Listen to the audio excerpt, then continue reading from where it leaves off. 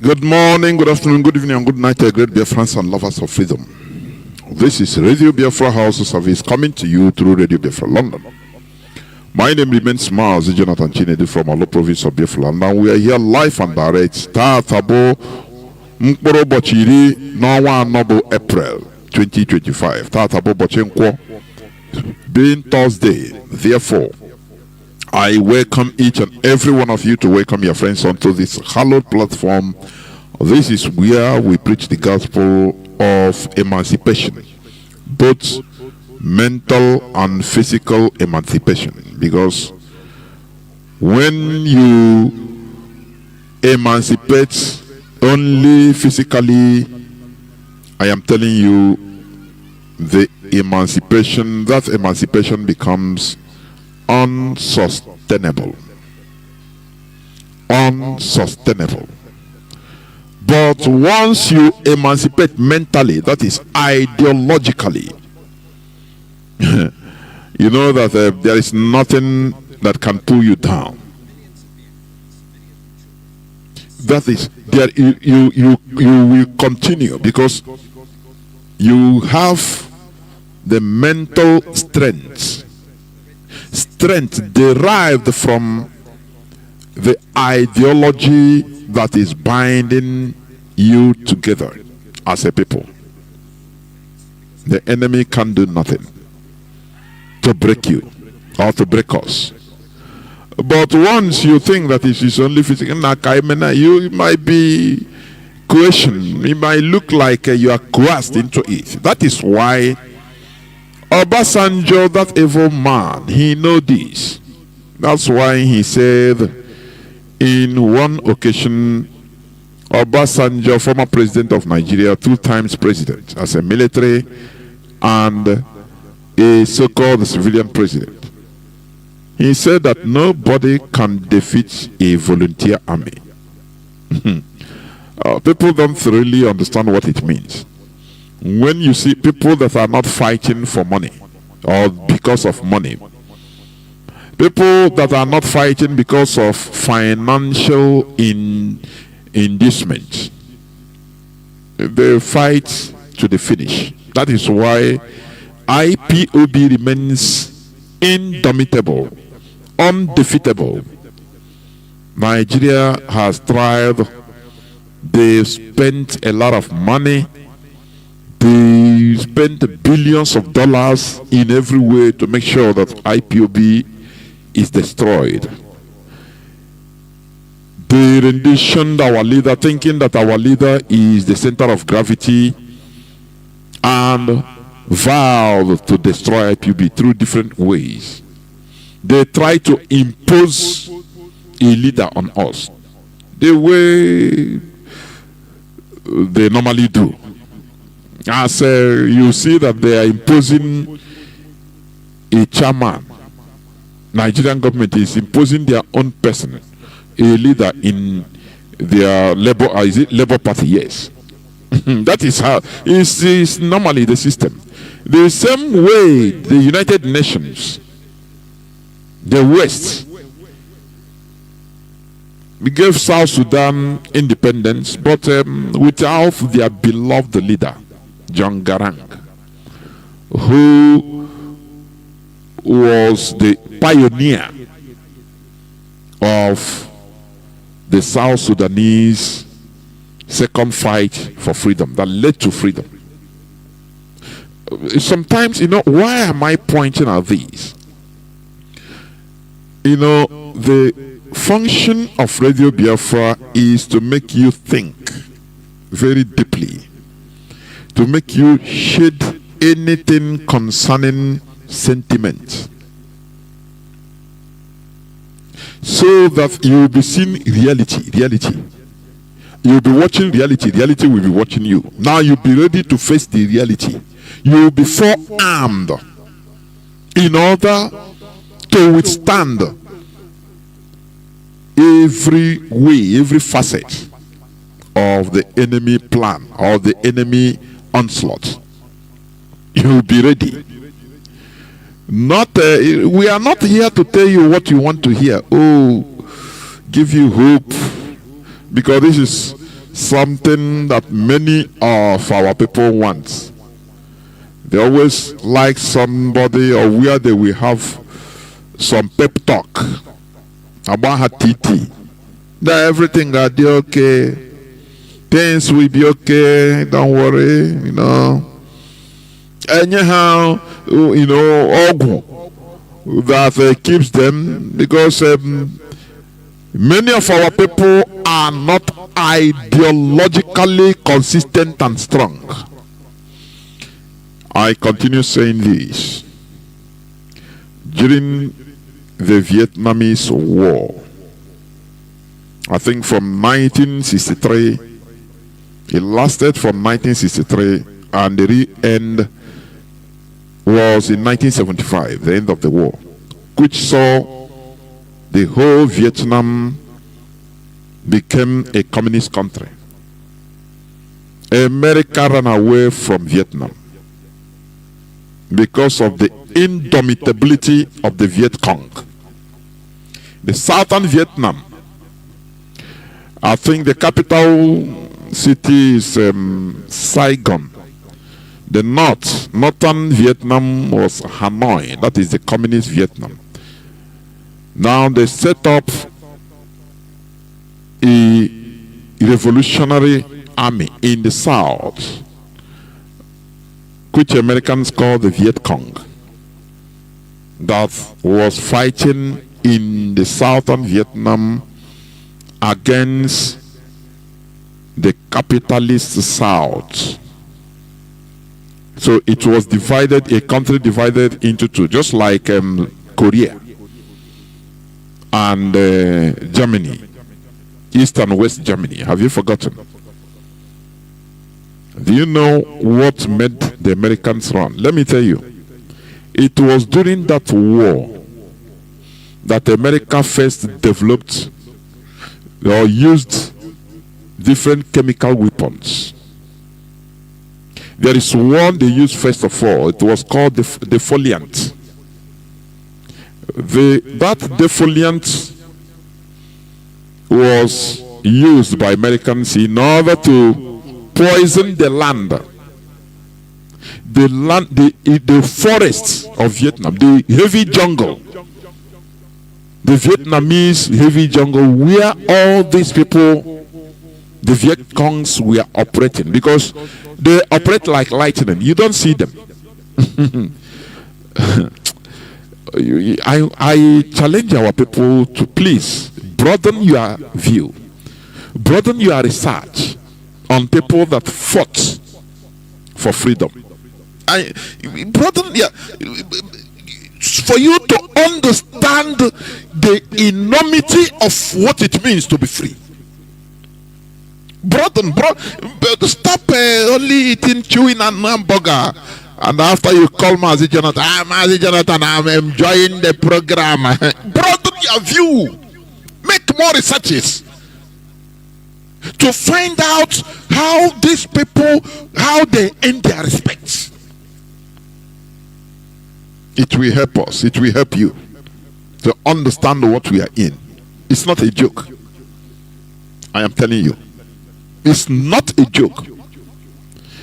The Vietnamese, they made up their mind. They say, look, their ideology was, look,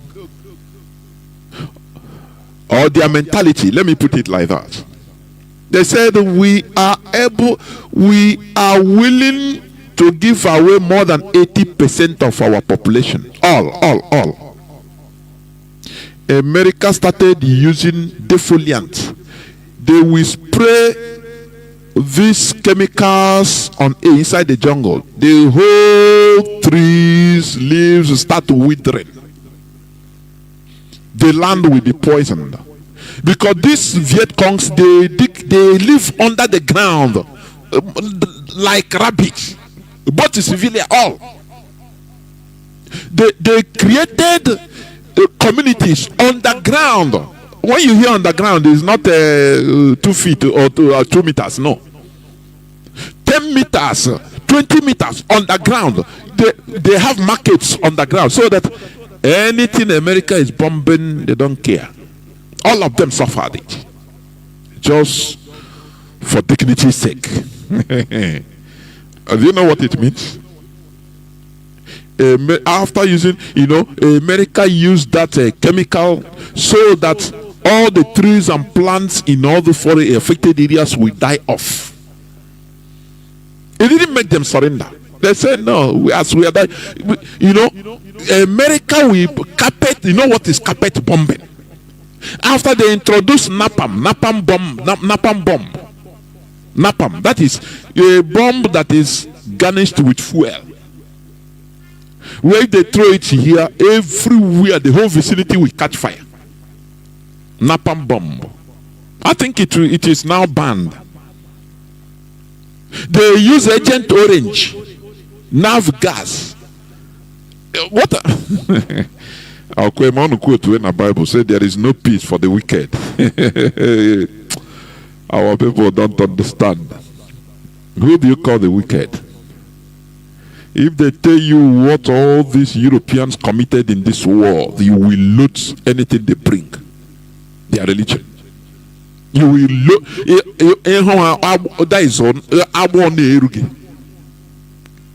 I am telling you. But unfortunately, they brainwash us to be calling them saints, and we know them as saints. Sometimes I say, how on earth do I even enter into this? Because my appetite for research is insatiable.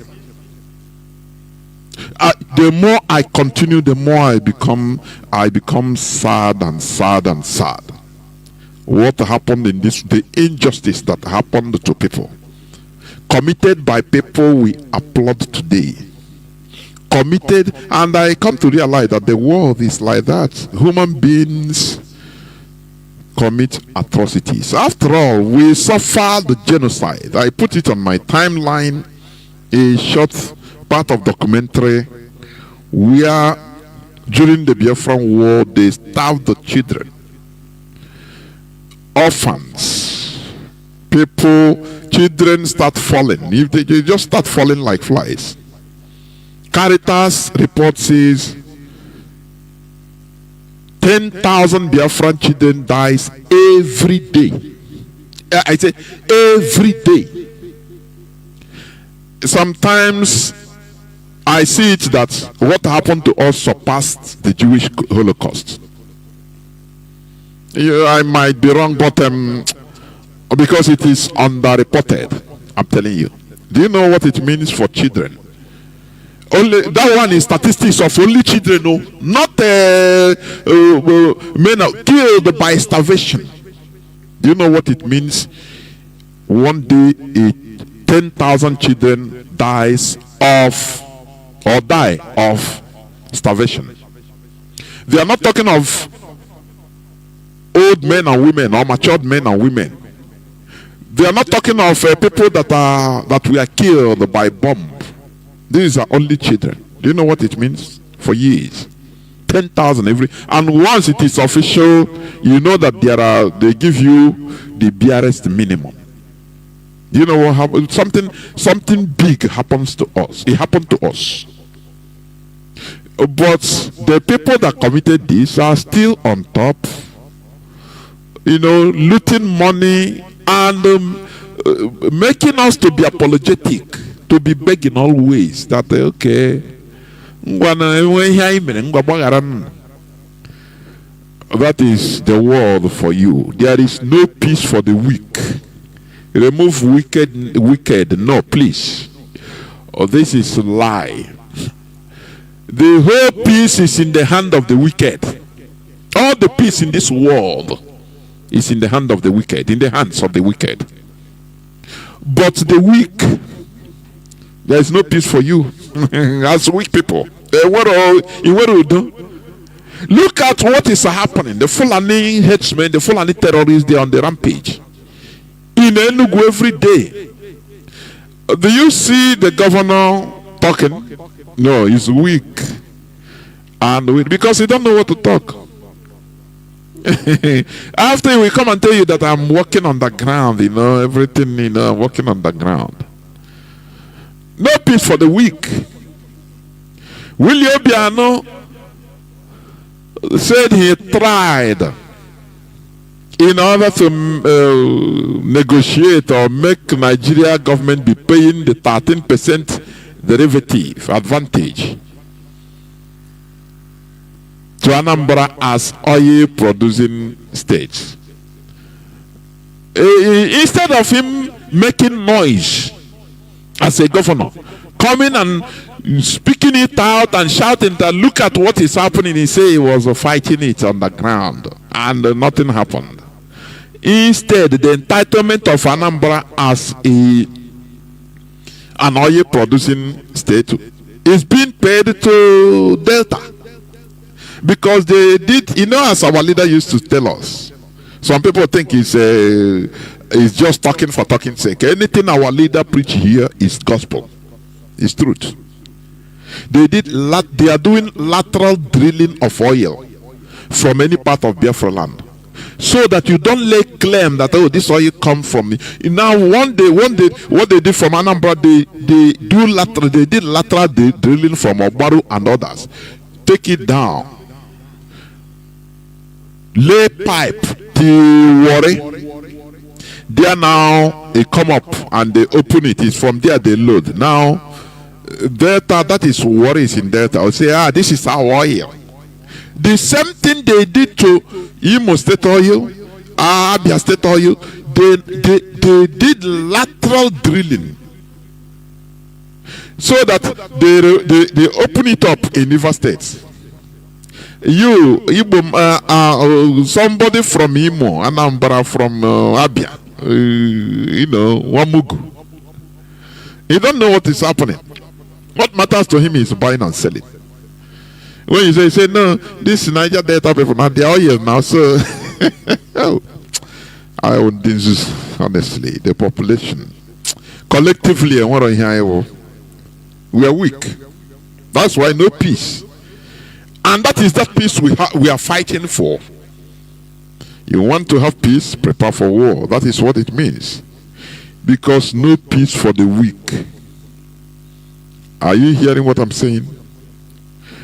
Today, America is having direct talk since how many years with Iran? Netanyahu, the president of Israel, Israeli prime minister. When you are with the Oga, we have to deal with Iran in a Libyan style. Now we bomb them, this and that. There is no peace for the weak. No that and no peace. There is no peace for the weak. And Iran is telling America that, look, we have seen what you did in Iraq. Saddam Hussein disarmed his weapon for a long time. Syria did the same thing, their chemical weapon, with the promise of guarantee, no problem. Libya, Gaddafi did the same to his nuclear weapon projects. Gaddafi, he disarmed Libya with the agreement and promise of America that an analyst said, look, the West, they are like that. They will first of all make you to disarm, making you to trust them, to normalize relation, to relieve the sanctions, so that you come into the club, everything. After 5 years, 10 years, 15 years of that, they change. There they will remove you. Iran said this is not the mistake you want. You don't want to go that way.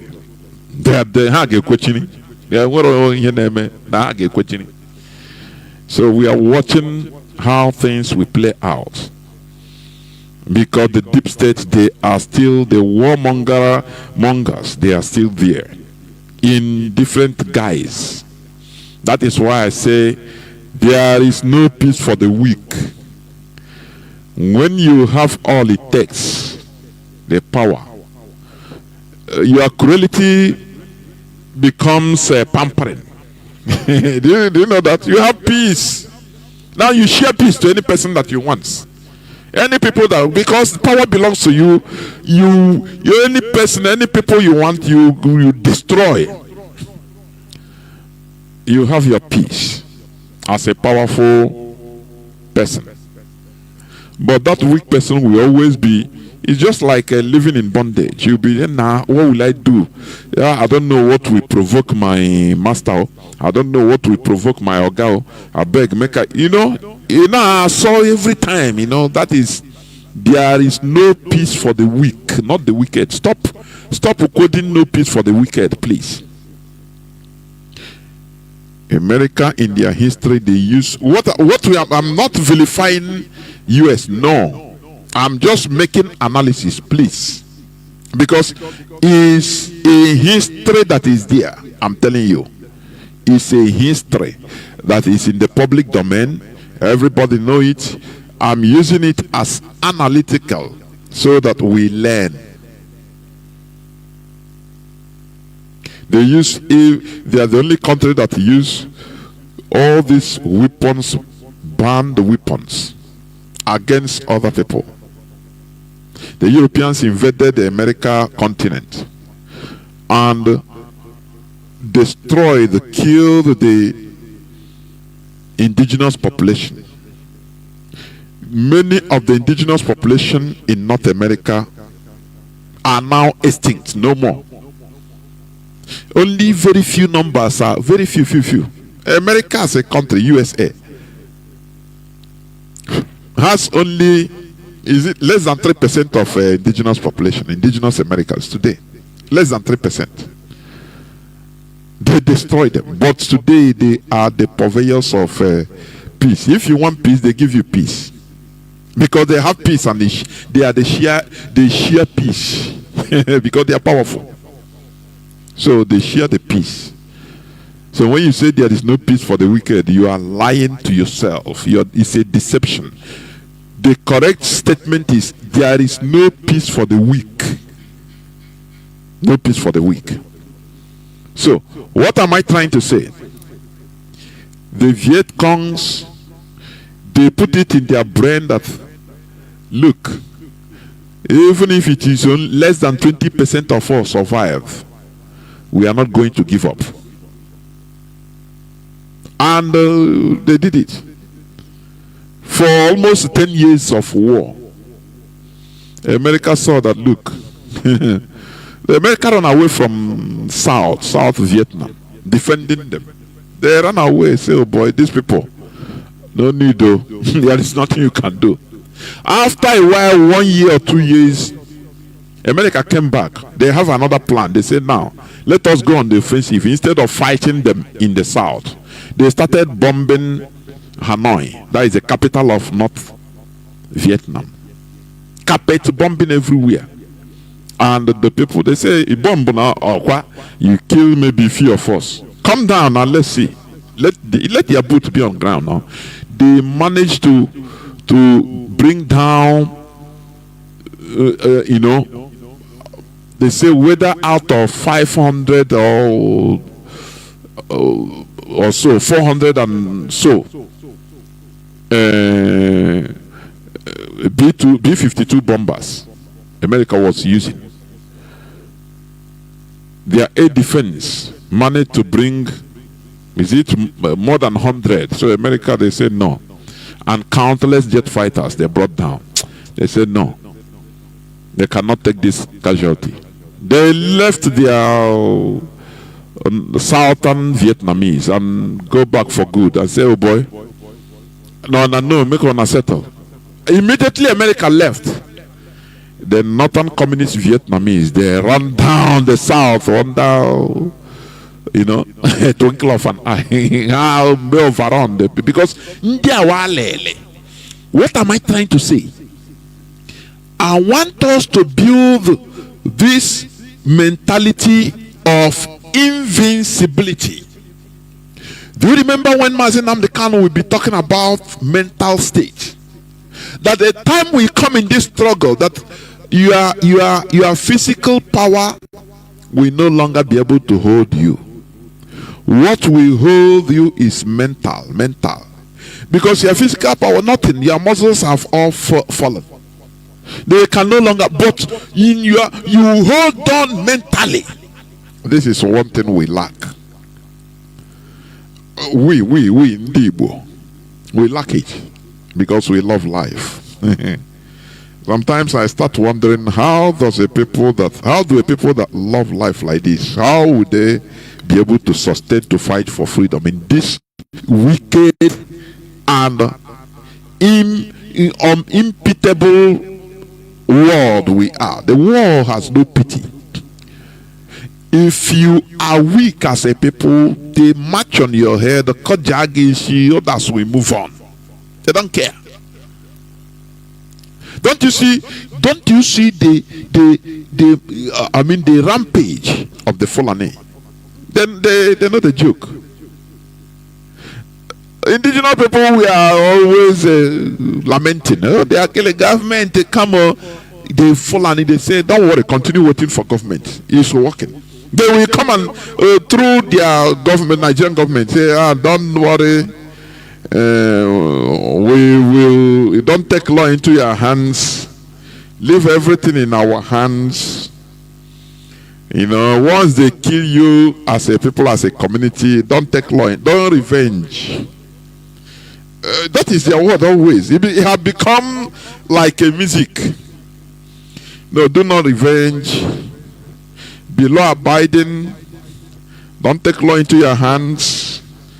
The government, the police is on top of the issue. The military is on their heels.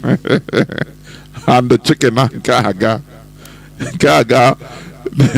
the Fulani military, those that are in command, the politicians, they will be laughing, saying, that is a normal thing. Don't worry.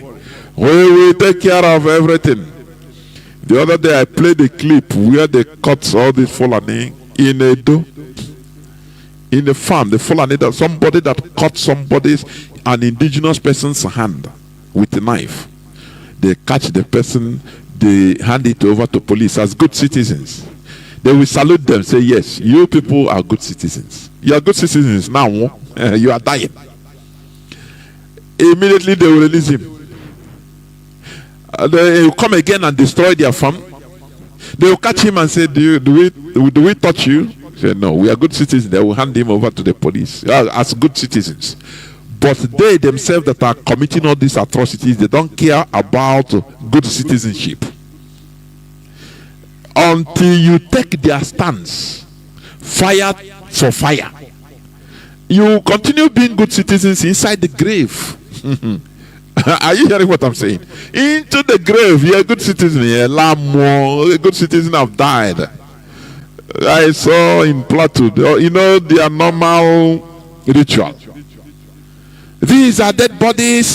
They will load dead bodies, their own people, load it and go and drop in a governor's office. I want the whole world to see. For how long will you want the whole world to see? For how long? Since how many years, decades, every time they will kill you, you are sharing the world to see. Here, this is the story of lamentation of a powerless people.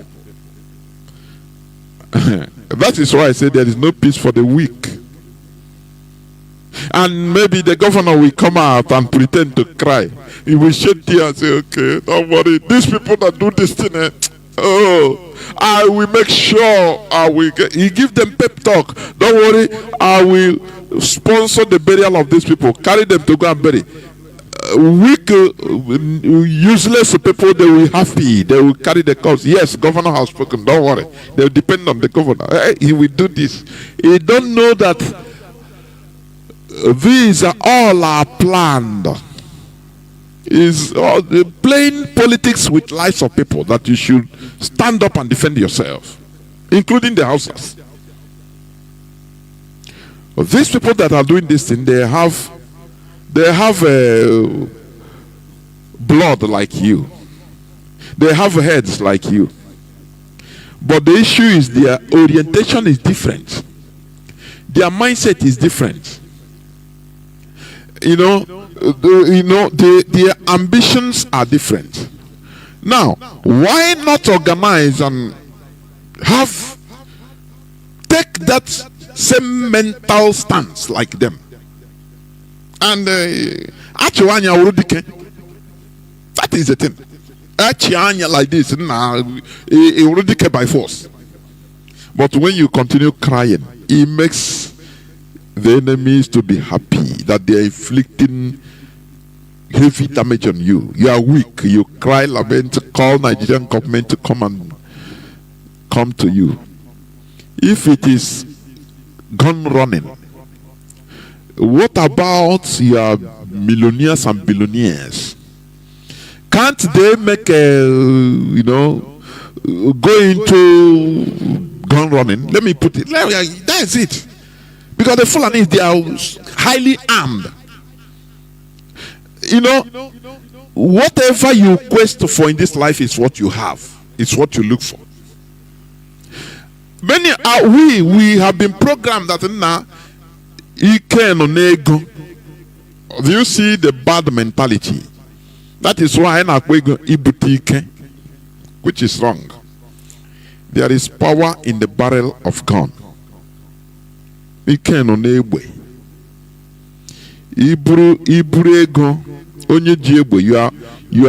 life depends on that. If he wants, we will kill you and collect that your money. That is it. So the Fulani, they have been gradually, because that has been their ideology. Once we get arms, we get power, and once we get power, we get whatever we want. Don't you see Fulani? Look at them. All those terrorists, look at them. Do they resemble human beings? But look at how they are useless in money, naira or dollar. It's nothing, because they have something with which they can get what they want. But you are looking for only money, thinking that there is money that can buy everything. No, money have limitation.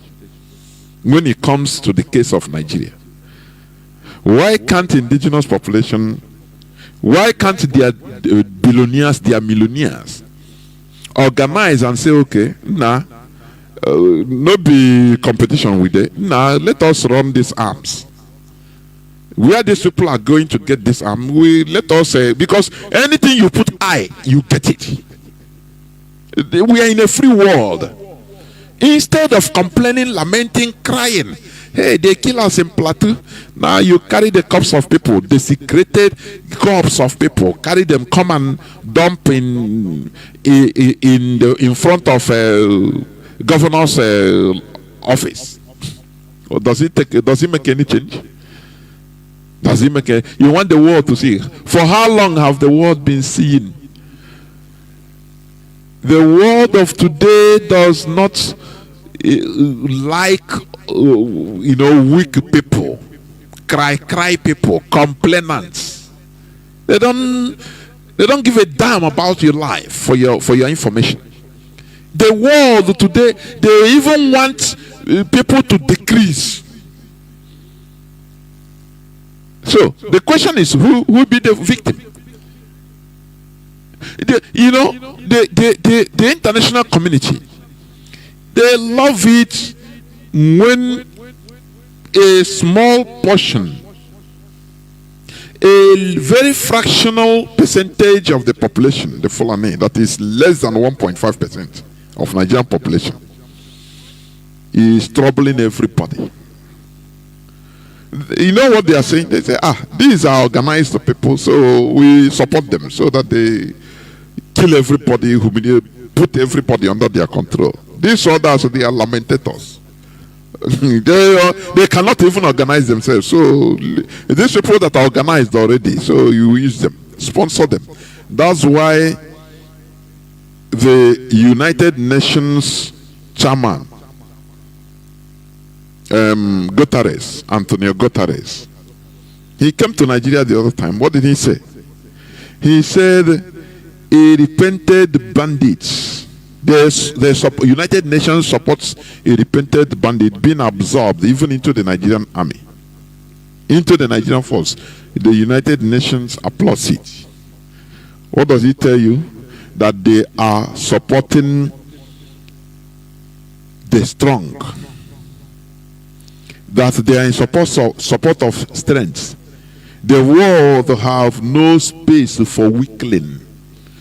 It is natural selection. For you to come into this world, for you to be fertilized, or to be fertilized as a fetus, other millions of cells die. You kill them because as you first enter, you now start killing, destroying others. That is the world for you. Nature is like that. Can you learn from nature? When you continue, Yoruba is lamenting, Biafrans are lamenting, Lantan the same, Tivio the same, Kanuri, the whole Northerners, Hausas, they are lamenting. Who is killing them? One set of tiny set of people. Only one group, the Fulani. The Fulani. What do you think the world will do?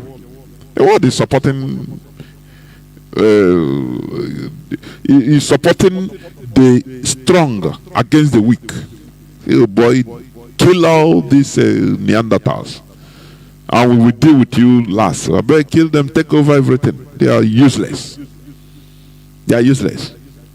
If the whole indigenous people in Nigeria rise up, 24 hours, these people, it doesn't matter the arms they carry, because numbers matter. Numbers matter much.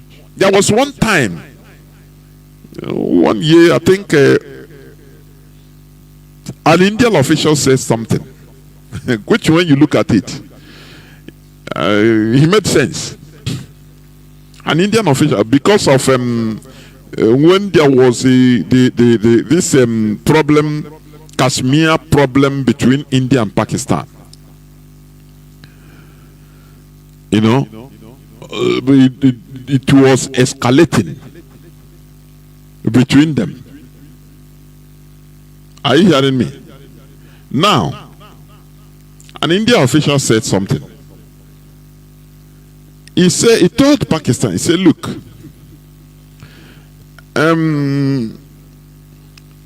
if you have nuclear weapon, Pakistan, yes. India has nuclear weapon. We are neighbors. Okay? Okay, let us do this mathematics. India is 1 point something billion in population. Pakistan has only a fraction, 200 and something million Pakistanis. He said, imagine we unleash nuclear weapon on ourselves. Indians will die, Pakistanis will die. But before you know it, if we continue killing ourselves, Pakistanis will perish before even you start counting Indians in millions. Maybe you might look the statement in a funny way, but that is truth because of their population. He said, you are a fraction of India, just a fraction. And we have nuclear weapons, two of us, and we are neighbors. If we kill ourselves, let us do this mathematics. Before you know, more than 200 million will die.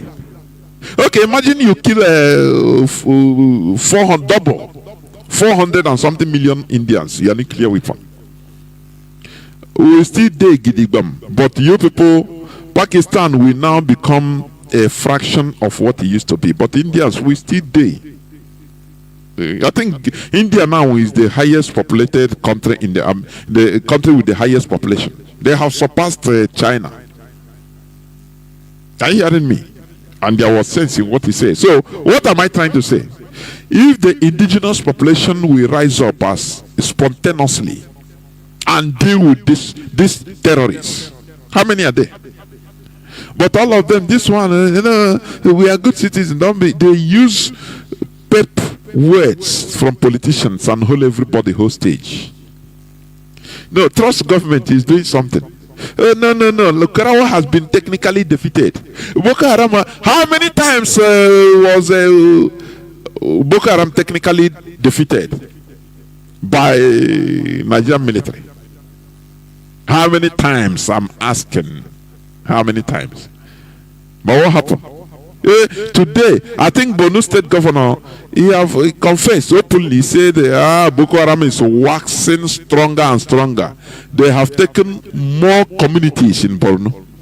But every time they come and lie to you, you continue believing Nigerian government to your peril, to your detriment. Because they want you to continue being powerless, remain powerless. What happened in Uromi, in Edo? The governor have sacrificed, I think, 14 or 16 people, send them to Abuja so that they can execute them. He went Kano to beg, and they have disarmed the different communities in Edo, while they empower the Fulani terrorists. I want you, do not forget this, please. I want you to listen to this, please. Let me play. This is Bala Mohammed, one of the Fulani henchmen. Fulani terrorists, the governor of current governor of Bauchi State.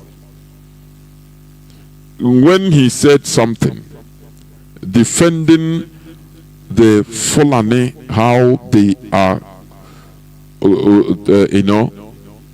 carrying arms, he defended them, completely defended them, that they have the right to carry arms. I want you to listen, please. I want you to listen. It's just 3 minutes, please. I want you to listen, please.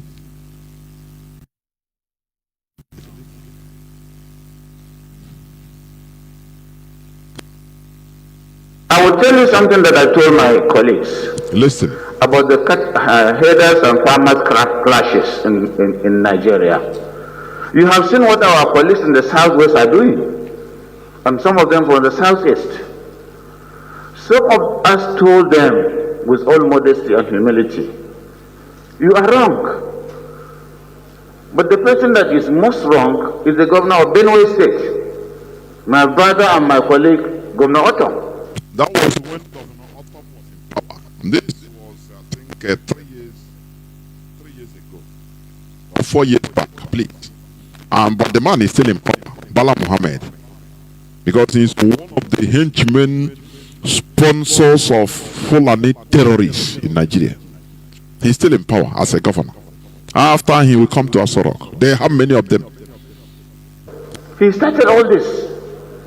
If you don't accommodate other tribes, we are also accommodating your tribes in Bauchi and other places. We have so many chief people working farming in Al-Kaleri, farming in Tafawa Balewa, farming in Bogoro. Has anybody told them to go? We have not, because it's their own inalienable right to be there.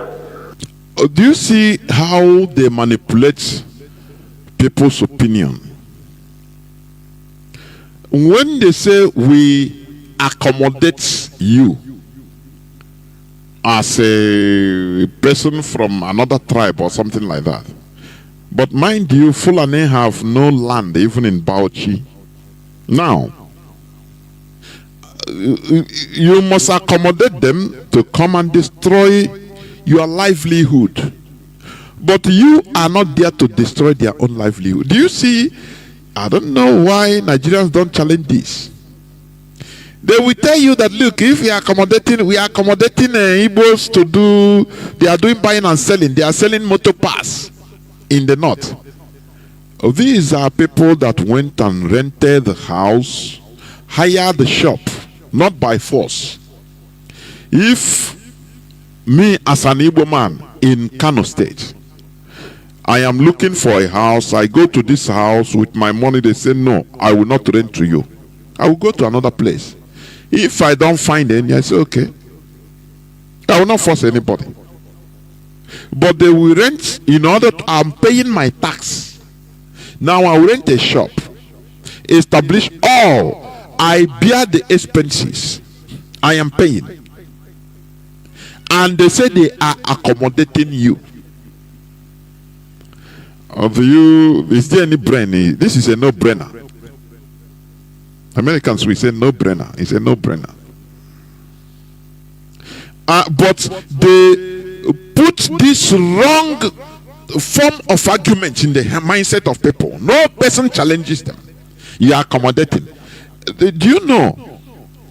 We are talking of Fulani. If they are coming in our land, for example, doing their normal businesses, they rent house and paying, and doing normal businesses like others, who will mind them?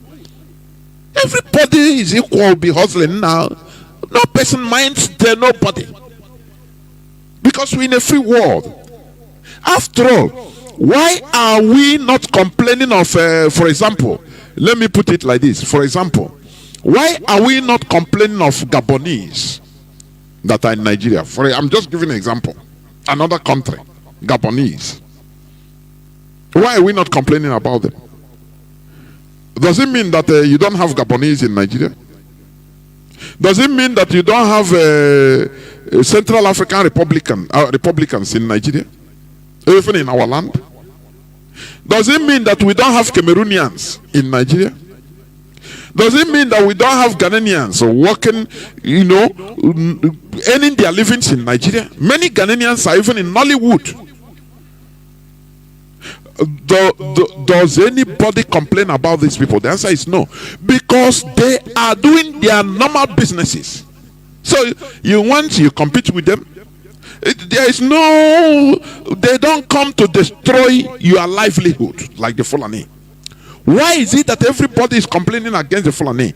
Because they come to destroy your means of livelihood and to grab your land. They will go to your forest and stay there by force, committing atrocities. Before you know, they will start harvesting the palm trees there. The whole fruit trees, they will start harvesting. If you come as an indigenous people, enter the forest, they kill you. They sow terror. And this man is saying that, we accommodate, they accommodate other tribes. As if other tribes are coming to commit all these atrocities, taking their land by force. Do you see the wrong arguments these people are leading Nigerians into? And they make Nigerians become more stupid, because they lead Nigerians into various wrong arguments. Continue listening. We have Yoruba people in Bauchi for over 100. These Yoruba people in Bauchi, are they taking people's land by force? Are they using their cows to destroy other people's farms? Are they killing people in the forest, in their forest? The answer is no. Now, why are you comparing them? Why are you comparing them with the Fulani terrorists in everywhere in Nigeria? Why are you comparing them? Do you see the wrong argument? But Nigerians never ever spot the difference. There's this game they say spot the difference. Nigerians are zombies. Anything they just before you know, they start clapping. They don't say, oh God, no. Or these Yoruba, these other tribes, these TV people that you say you are accommodating in Bauchi, which is not a Fulani land though. Okay. Are they causing havoc there? Are they destroying indigenous people or other people's means of livelihood? Do you see an Igbo man come and destroy the indigenous people's shops in the north? Maybe they go to a shop, the market of Hausas, where they are selling onions and tomato, and start destroying everything. Say, no, we have the right to stay here. We are Nigerians. Does it happen? The answer is no. But the Fulani, they come to anywhere, they use their cows, They destroy people's livelihood. Remember, it seems I will be going back to history because I could remember 2019, I talked about the Fulani too much, their history. The Fulani, right from beginning, they started jihadism. They are the purveyors of Islamic jihadism in West Africa. The Fulani, you are seeing. Their modus operandi has been using cows as a Fulani headers. That's why they say they will not abandon it. It is their part of their, history, or part of their, what do you call it? Culture. Yes, part of their cultures. Because they are using it in order to cause havocs. When you study how the Fulanese occupied today's Futa Jelon in Guinea, the same thing. When you study how they went to Medina in present day Mali, the same thing. They always use their cow. Their Fulani headers are their forward moving scouts. They will come as very peaceful people. Oh, sorry, we need we come from a far place. I don't know whether we can squat here just to feed our cow. You have nice grasses, please. Just squatting.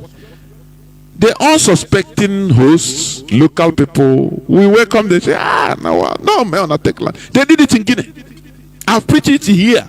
If you are an ardent listener in this radio, 2019, 2020, I have preached it several times. The historical aspect of it. The time I was coming after George Onibe by I think 9 or 10 p.m. Biafra time.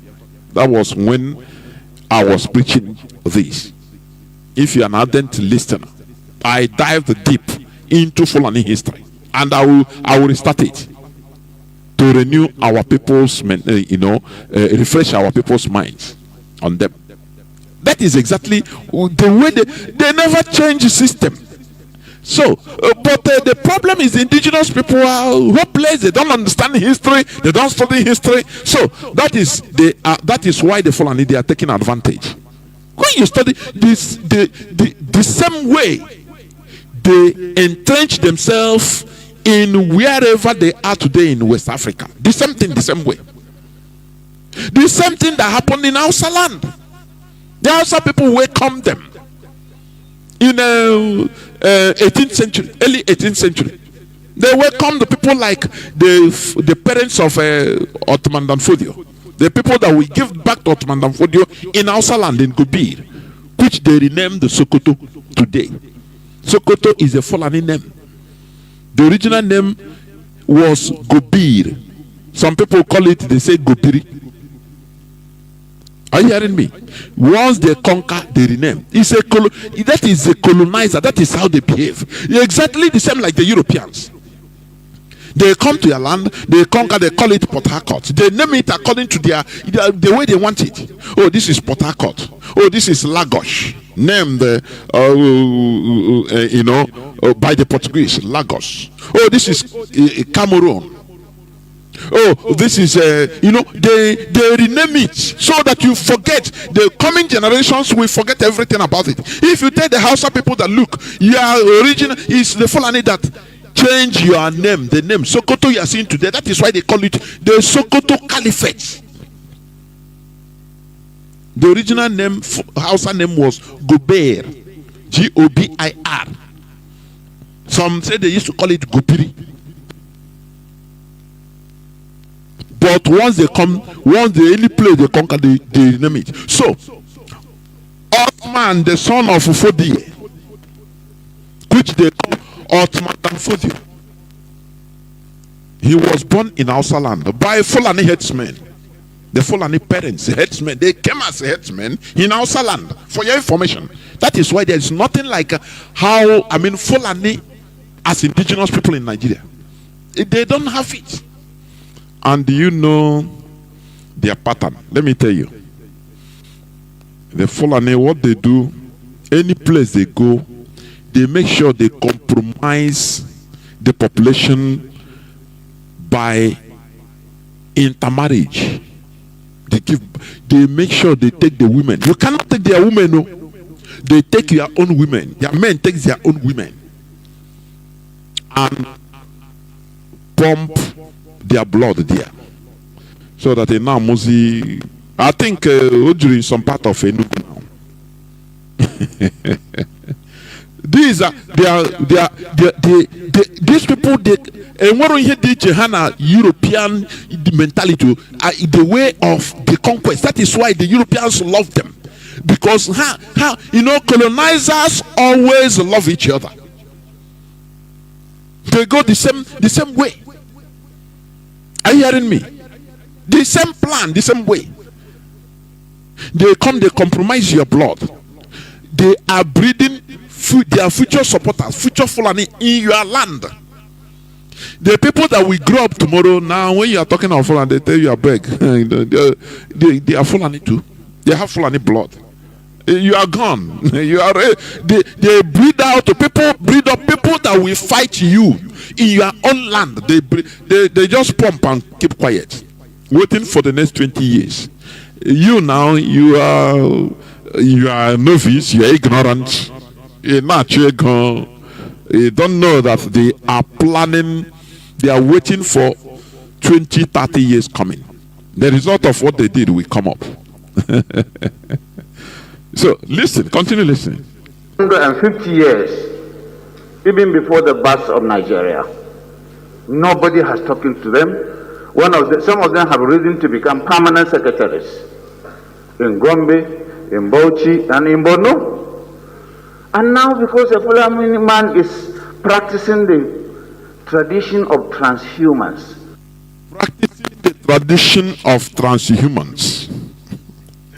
Tell me where again in this world they have nomadic transhuman.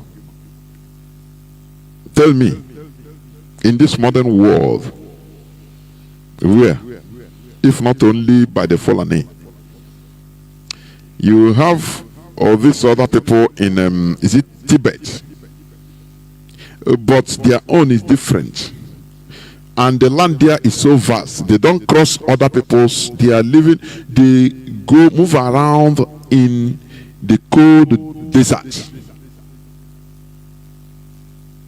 They don't encroach in other people's places because all is their land.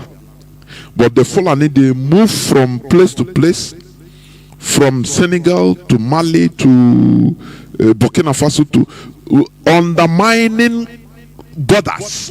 This is the same man that said that they have pumped money to make sure they bring all the Fulanis under one roof in Nigeria to settle. What does it mean? Your land, my land, our lands, as indigenous population. But they give you all these codes, you don't hear, you don't understand. You are still asking what is happening to you. You are still, these Fulani headsmen, now you think that these are foot soldiers. The main people sponsoring them are in Asorok. They are in governors' offices in Nigeria. But you don't see that. You are crying. Always the individual crying. Lamentation. They have killed us. Look at this one. It's Fulani headsmen that killed them. Look at this woman. He went to collect his cassava in Ngokbala. They killed her. Fulani headsmen. The government should come and help us. So you call government from now till thy kingdom come. Danjuma said they collude. If you are waiting for government to do it for you, to come and defend you, that you will be taken one by one. The DSS chief, Oluwatoshin Ajayi, he have told every Nigerian, defend yourself, organize yourself. What else do you want to hear? Nigeria, I say Nigerian population, they always like somebody that will come and comfort them, give them comfort, and give them something to hope on. They have given you every key. Organize yourself. And you are still lamenting, waiting for government to come and care for you, to defend you against against the Fulani they are sponsoring. Let me tell you something. Do you know that? Do you see that within this few months, when what do you call it? Tinubu entered office new, the thing went down. They waited to see, and Tinubu tried internally in order to stop the whole thing. The whole Fulani terrorists in government, in the hierarchy, they threatened Tinubu. They threatened him openly and secretly that you are going to go off if you think that you are going to sideline us. They threatened him. And he's afraid of his life. That's why I told them, oh yeah, I beg, continue, do as you. So within all these few months, they rose up again with the force everywhere. Don't you see that they calmed before? But because of the threats on Tinubu's life, he will not tell you. But we know. They told him, oh, you are not going to. Even they use, because these people, these Fulani in Nigeria, they Igbo man, when the Igbo man have $1 million, the way he will behave, you think he has 1 trillion. These Fulani, they are the trillionaires in Nigeria. What are they using their money for? They are using it for the conquest agenda, Fulani conquest agenda. What I'm telling you is gospel. That's why you don't see them boast of money. All you West, they control. Money is entering into their. Do you remember when one man came to Brekete family complaining about one thing that happened to him and the intimidation, threat to his life? If they owe him, they don't even want to pay. He connected to the late Abba Kyari. Have you forgotten? Have you forgotten that episode? Brekete family, that is ordinary president, thought that it is as they are digging deeper, they are seeing that it is connected to Abba Kyari. They say they open. There is one account they check. The money that is there, the volume of money there can consume the whole Nigeria. It was that time they gave Brekete family. They say, you with this your civil rights activists or fighting for social justice. It's okay. Stop. They gave him stern warning, secret stern warning. Oh yeah, stop. It's okay. Don't talk again about this. All these old people, yeah, finish. We have allowed you enough. It's okay, finish.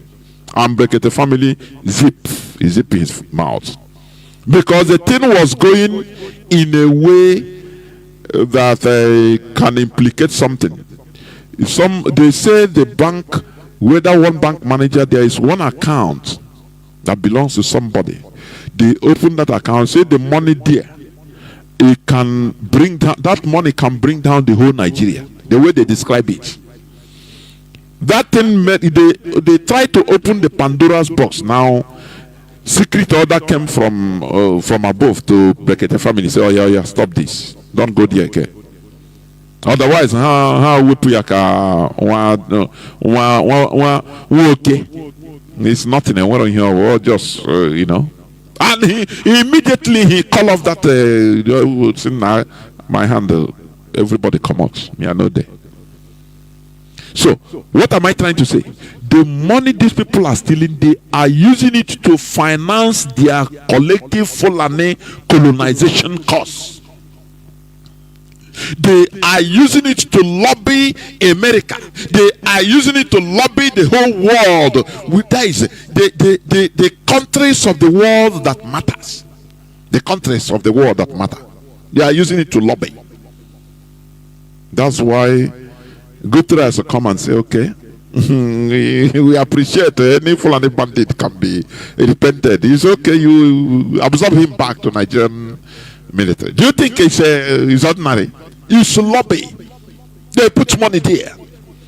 Can you tell Biafran so-called Biafran billionaires to gather money and lobby for something that concerns our collective interests?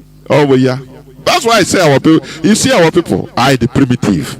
Yeah, no, kai na wambo. Name people otherwise, I the highly primitive. So you know, people that they don't see the importance of going for collective cause. That is the most important. You see them to come and take a chieftaincy title, to answer, to use a Nigerian military, pay them as a military convoys. That is where everything ends. It's only IPOB that is trying to open everybody's mindset, open our brain to understand that our collectivity is number one. Are you hearing me? Otherwise, they take out single by single. Look at how this man was defending the Fulani primitive cattle movement or cattle rearing technique of moving from one place to another. They don't practice it any other place in this world, only the Fulani. They tell them, take ranch. Niger State can accommodate. They say no, they have to be moving because they have an agenda. There is an agenda. They must move to cause problems. Inside the problems, now they will grab land because they will come for peace. They will tell you, let's negotiate. If you want all these things to stop, now allocate lands. If it's money, we will pay. Just give our people land so that there will be peace. You don't know, once they propose to you that and you accept, you are gone. That place is gone. Because it becomes a part of Fulani Caliphate. From there, you know, they born like pigs. They don't think of like you. That you say, okay, you will train your children. How are you going? If you born 4 or 5 or 6 or 3, you stop because you have to train your children. Tomorrow they become this. Fulani, they don't think about that. They marry 3, 4, they born. Mostly those people that they forward the, they tell them born. You know, even if you can born 2 times a year, born, so that to populate where they occupy the bush, they occupy, they populate it immediately. Before the people can change mind, they have populated it. And those children they born there, they will grow. Many of them will grow there and become the answering indigenous people. In Yoruba land, they will be speaking Yoruba. There is no, you cannot tell them anything again. They say, now we born you. We are born here like you. Yes, I'm Fulani, but I'm born here. He claim right. So why they will be expanding. That is their agenda. How many times can we say it? How many times can we be exposing this? But our people, the indigenous people in Nigeria listen? That is up to them. Listen, continue listening. Pastoralism. He has been exposed to the vagaries of the forest, the animals, and now the cattle rustlers who carry guns, kill him and take away his commonwealth. That is the cattle. If these people have good faith or they are doing everything in good conscience, for example, this man is saying that, these people, they go to the bush, they face cattle rustlers, they face snake, they face wild animals, because he's trying to justify their carrying guns. Now, in this modern age, what will happen? Okay, no, let us no longer expose our people to that.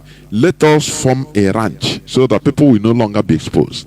So that we will be breeding nice cows that will no longer be moving from place to place, very far places. And when you look at Fulani cows, let me tell you, they can never compete with any cow that is reared in a ranch in any part of the world. They don't compete at all. One, they move from place to place. Their muscles are worn out. Number one, they don't produce enough milk compared to others. Are you hearing me? Because when you put cattle in a ranch, they don't need to worry themselves. They will eat and stay one place. those that are meant for their flesh, now they develop flesh so that when you kill them, haven't you seen cattle wherever you are residing as you are hearing my voice? Is it the same thing like all those Fulani Banla cows? For your information, all those cows are nothing to them. It is just like a weapon. Because they are not engaged. That is not their livelihood. The Fulani elites in Nigeria have made enough money to feed, to sponsor them, even if the whole Fulani, and they are still making money, stealing money. That is why you will see in a farm, a Fulani man will build warehouse, and what he stores there is currency. Naira, Swiss franc, euro, dollar, in warehouse. Don't you see it during when they were exchanging money, when they changed naira? Don't you see they brought out containers of cash that has rotten?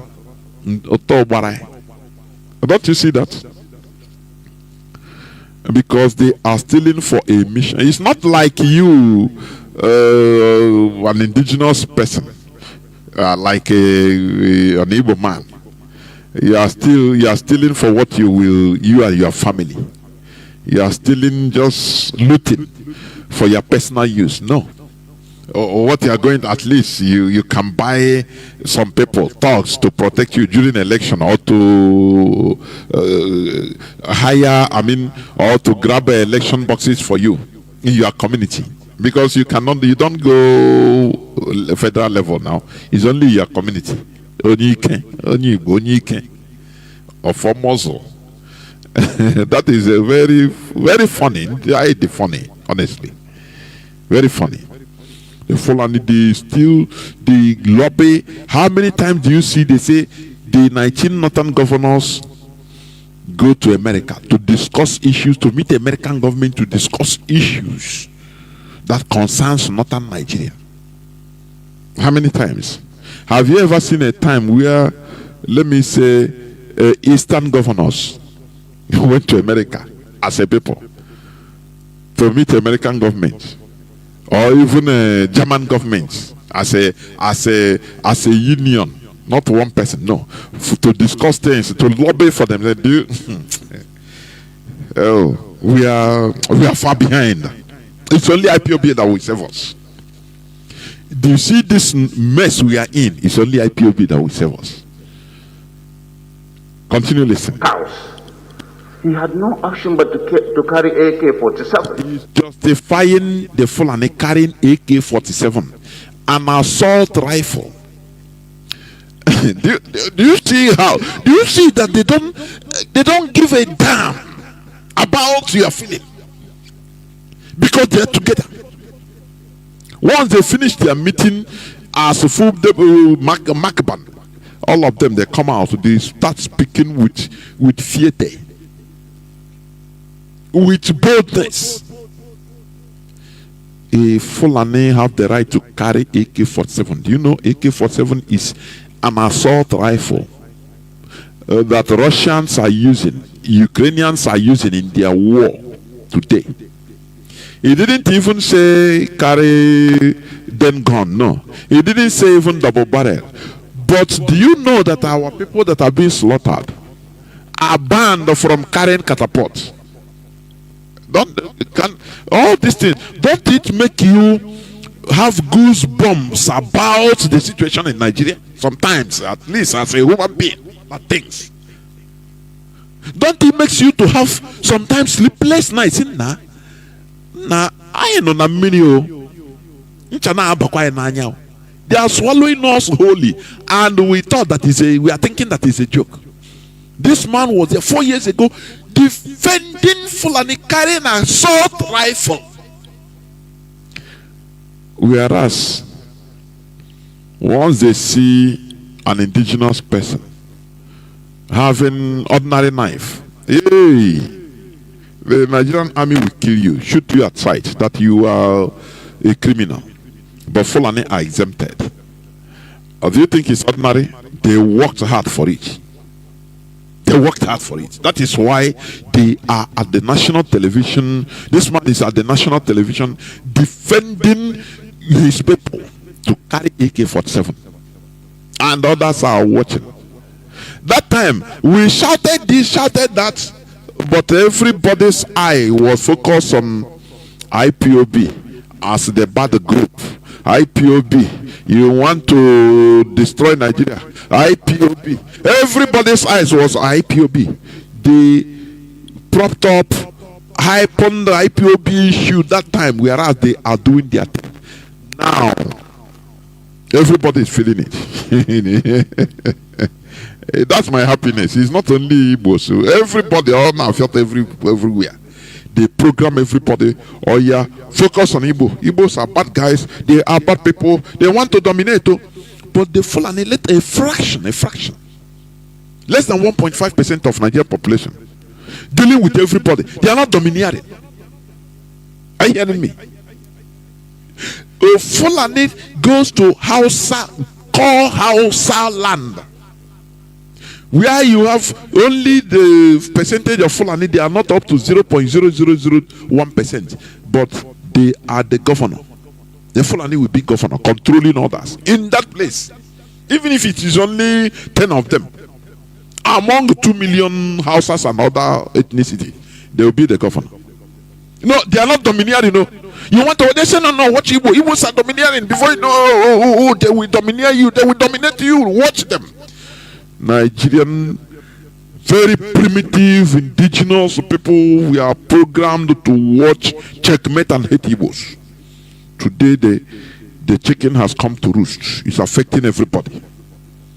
That's it.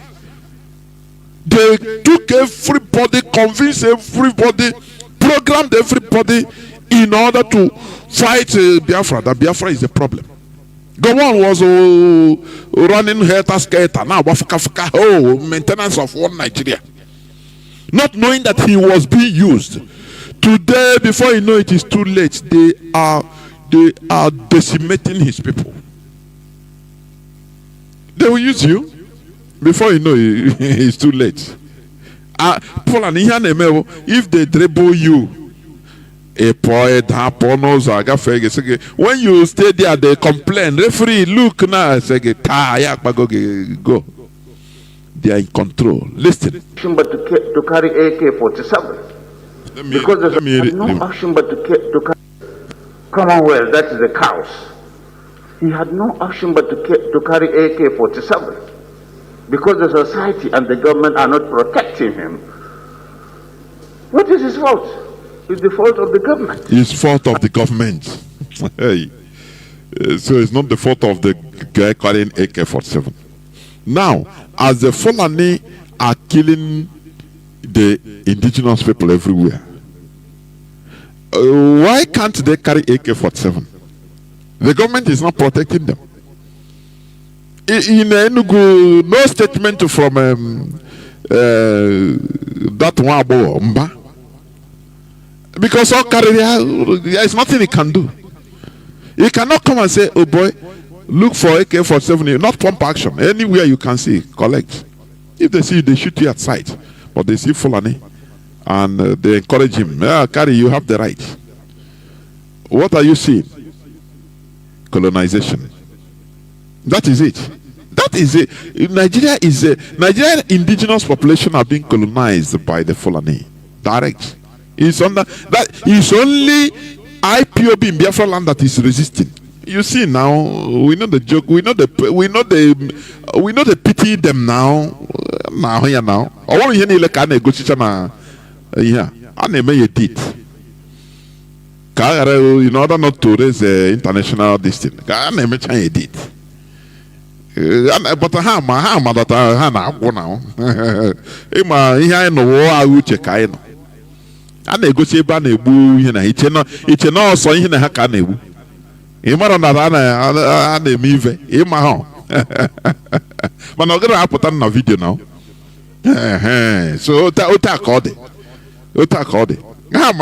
Their fear here ESN. That is why their highest fear in Nigeria is ESN.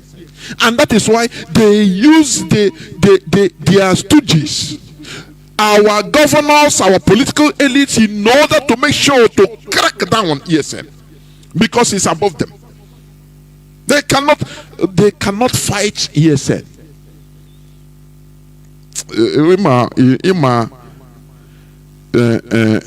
Danger will make you turn away from human being and become danger yourself. Do you remember the broadcast of Lolo sometime here? Do you remember what described, bro?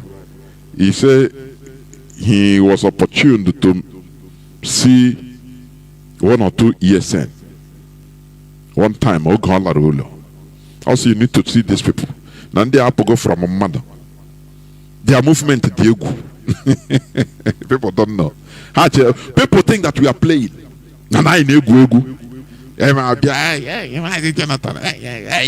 thank you. We are in a serious business, for goodness sake. That's why you must support IPOB. Look at this man. Look at somebody, a governor, and his colleagues. His colleagues are there. All of them are there in Asorok, defending the Fulani headsmen, carrying AK-47, AK-49, assault rifles, RPGs, and you think that is a joke.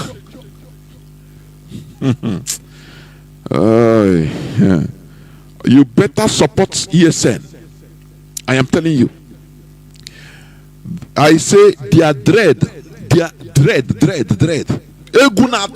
ESN. That is the only people they fear. Because that anywhere Hajamu ESN, they have gone. Now. Because these are people that they are no longer our ESN. They have taken debt. They sleep with debt. They have, you have to change your mentality in order to fight this type of war. When you want to introduce yourself, I could remember I want to say, you introduce himself as let Mazi Emeka. Say, I can't see you go now. I can't.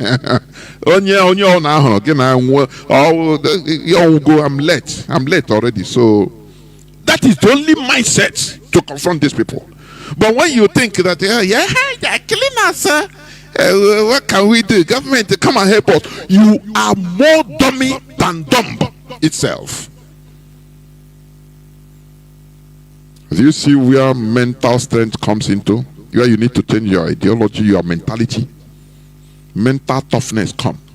Without it, you cannot face this type of people. You have to be dread, ego, nowhere to them. So that only your name or send those cheese on them. Hey, and then your instruction I say because on who are these people? He said, happen him and he the balakan. Happen come and help no problem. Because I miss you. Oh no, one person. You are our warriors. Shagumi said it.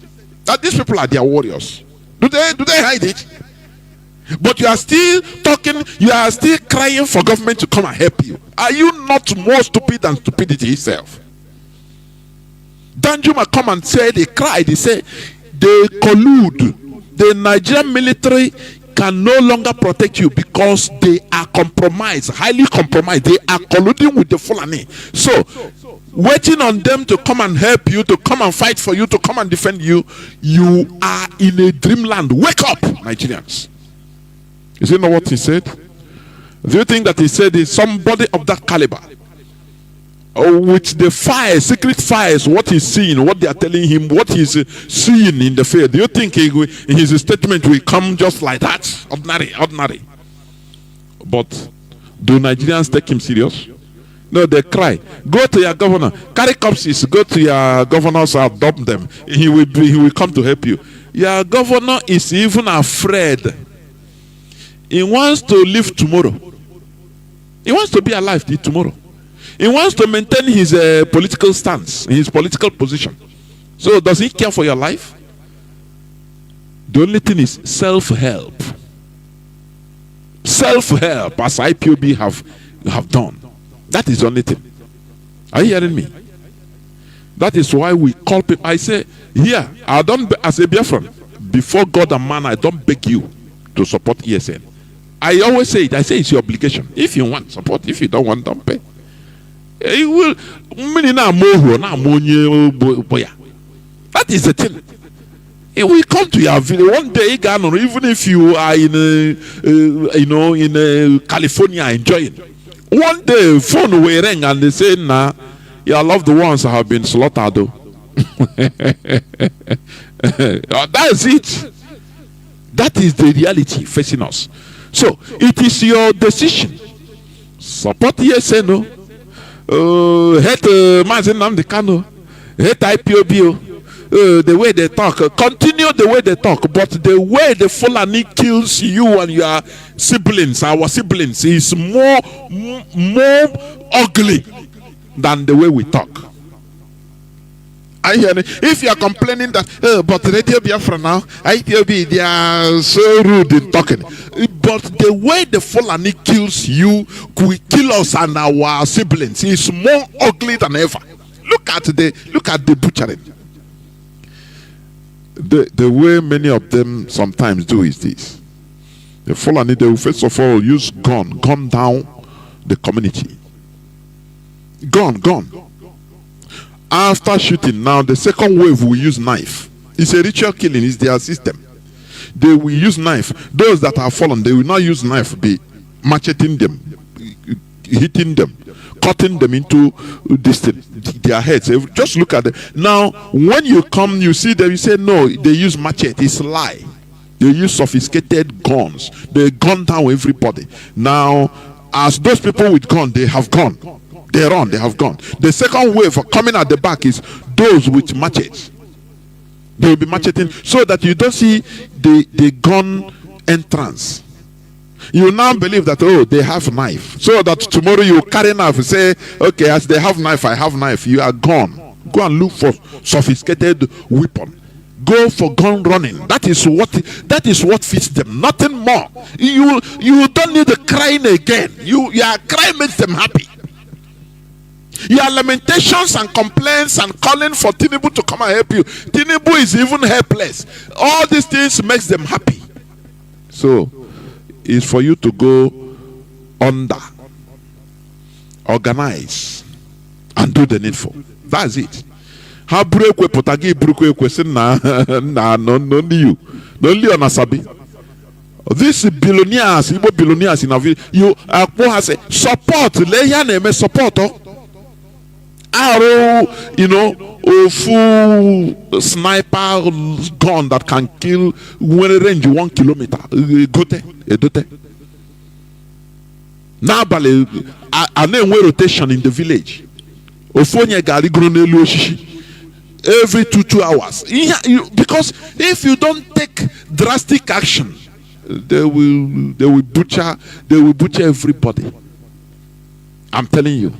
It's a pity in our land.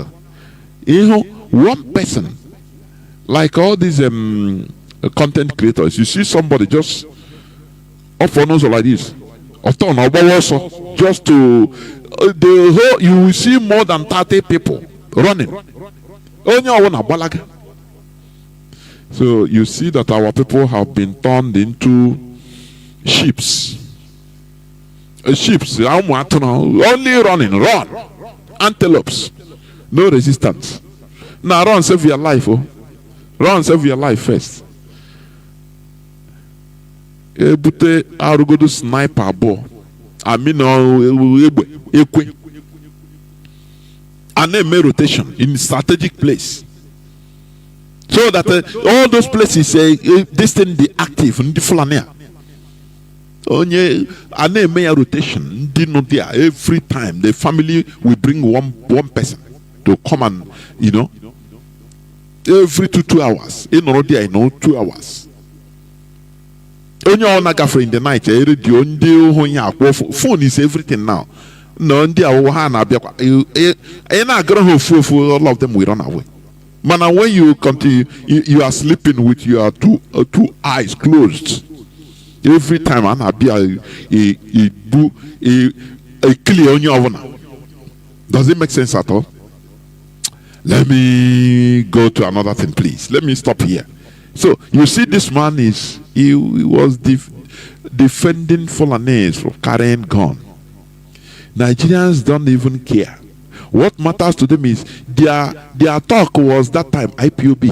Oh, IPOB is the country. He's dividing the country. Oh, IPOB is a problem. Oh, IPOB is a blah blah blah blah blah. Oh, IPOB. You see, TVC news every time is IPOB. But let me play also another thing. Let me play. You see.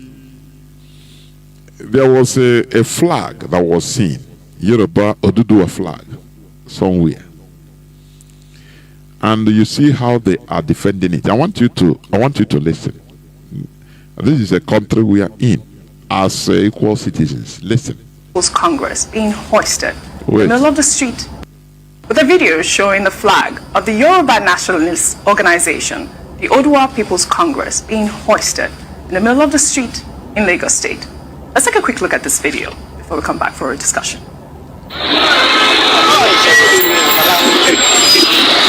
This is Oduduwa flag being hoisted, whether in Surulere, Lagos, in the middle of Lagos.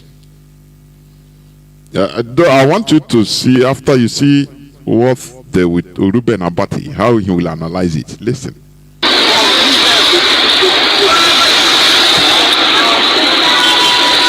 Surulere, alẹ́ 9:30 p.m. Surulere. Yoruba Nation no flag. Yoruba Nation ni wọ́n flag up yìí o. Ojo agbe. Listen. Anybody can carry a flag. Schools have flags. Some churches have flags. Do you see how? Do you see why? You see the media. Do you see the media is poisonous? It can be poisonous, it can be helpful. Media poisons the people. Media deceives the people. Are you hearing me? You see, there are two things that are used to control the population, the people. One, religion. Two, the media. And unfortunately, in Nigeria, these two, can I call it the factors or institutions, are strongly in the hands of the Nigerian politicians and the Nigerian caliphate, Fulani caliphate in particular. So that's why it's very, very dangerous. They give the analysis of issues, to make the people, they direct the people the way to think. Media and religion, the way to think, reason, and behave.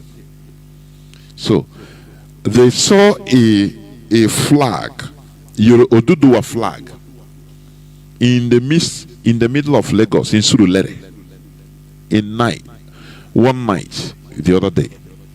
And they were, there was no military occupation there. There was no military, Now, it is what this one is analyzing. That, look, there are flags anyway. Flags are being erected in churches. Churches have flags. This and that. Schools have flags. But do you remember, because of flags only in our land, Biafra flag, many people were butchered. And these same people talking from both sides of their mouths are the ones that are justifying. Why should they raise Biafra flag? Hey. We need to rise up. We need to rise up and fight.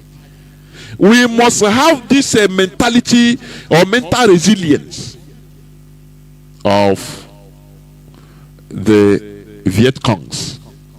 I am telling you. Otherwise, I never make pete here.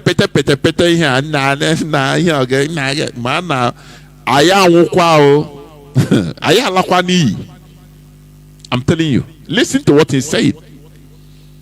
Individuals have flags. Individuals can come up with a flag. Associations sometimes have a flag that they carry about. What is important is, what is the meaning of it? What is the significance of it? Now, all the people who have been going about carrying flags should know that if they hoist a flag which violates the integrity of the Nigerian state or is presented as an assault on the sovereignty of Nigeria, then there could be adverse consequences. So this one does not violate the integrity of Nigeria when they call Yoruba nation, or the same way we call Biafran nation. Do you see hypocrisy? This one is more than hypocrisy. No, the flag of Yoruba nation, now they are interpreting it in another way, changing the narrative. It's no more against the integrity of Nigeria. It's just normal thing. There is no peace for the weak. Oh. We must make ourselves strong. Strength is being built. Are you hearing me? Weak. You are being weak. You continue suffering. You continue suffering, begging. Everything is begging. That is the weak. You want to bring goods to Nigeria, bring container to Nigeria. You use a strong person's name, Abdullahi, or Yoruba man name. Otherwise, you use your own self as Igbo man, very weak people. They will seize the goods. They will inflate the tariff. They will put it on demurrage. That is it. You suffer. And when you suffer to clear it, who pays the price? You must make gain. The same Igbo people you are that are buying it. You raise it. So everybody is suffering it because of weakness. Until we understand the importance of being together, until we understand the importance of sponsoring, supporting IPOB and ESN, we will continue lamenting and dying and being under subjugation. Look at how he is analyzing it. No, Yoruba Oduduwa nation flag now is just like he's comparing it to church flag. The flag you put in school. So it's nothing. But Biafra nation is Tibu. Oh, who are they? They are threatening the sovereignty of Nigeria. Why should they be? If you see how they will analyze it and call for total annihilation of those that put it there. This is a country that all of us are in as citizens, isn't it? I think that is a clause that we should put there. You will recall that when the IPOB came up with a flag and they tied that flag to the politics of succession, the Nigerian state. So he gave example IPOB. So our own flag is tagged to secession, but Yoruba nation flag is not tagged to secession. I don't know. I cannot understand this. I say I can never understand this. I cannot. Whatever our own is different. They raise flag, we raise flag, our own is different. John Igbo called for Oduduwa nation to be separated from Nigeria. He was arrested in Benin Republic. After he was released, they go round and round underneath. They release him quickly from Benin. And he ran to Germany. Today he's a free man. Mazi Nnamdi Kanu has been there. Some Igbo governors say hold him there. Do you see how they use our own people to kill our own people, to kill ourselves? Do you see Mazi Nnamdi Kanu is still there because of the flag? But people rose this flag. Igbo is there, he's free, he's free person. So how are you going to say this? How are you going to judge this? All these things, doesn't it make you to become more, how how do I say it? To be more resolute in what you are doing. Doesn't it make you to be more focused? Ginger you, gingering. These are things that should ginger you more. Say, nah, this thing will get it. That is positive indignation. You become annoyed. Annoyance that will spur you into positive action. Not the annoyance that will make you say, nah, now I'm confused. So now these people, what are they doing? I don't know again. No, you know our people. I will continue saying this. I'm not insulting our people, but from the past we learn. From the past we learn. Are you hearing me? We learn from history. After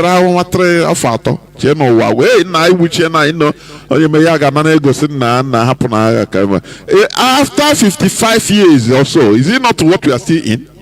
The same status quo. Had it been, we continue resolutely. Even the Nigerian military, they were falling apart. Somebody revealed it. A military man, I think from Europe, I think he's a Yoruba, yes, that fought on Nigerian military side against Biafra. That said Nzogu is his hero. That they were deceived into fighting Biafra. But he said, but towards the end of the, he said, if not how the war ended, that many of the military are considering that this war have no get ahead. Why are they fighting Biafra safe? I'm telling you. But because that is why I tell you what Obasanjo did to us. It's not go on, Obasanjo, you see, he saw that this thing in the Nigerian military. He saw it in their Nigerian boys.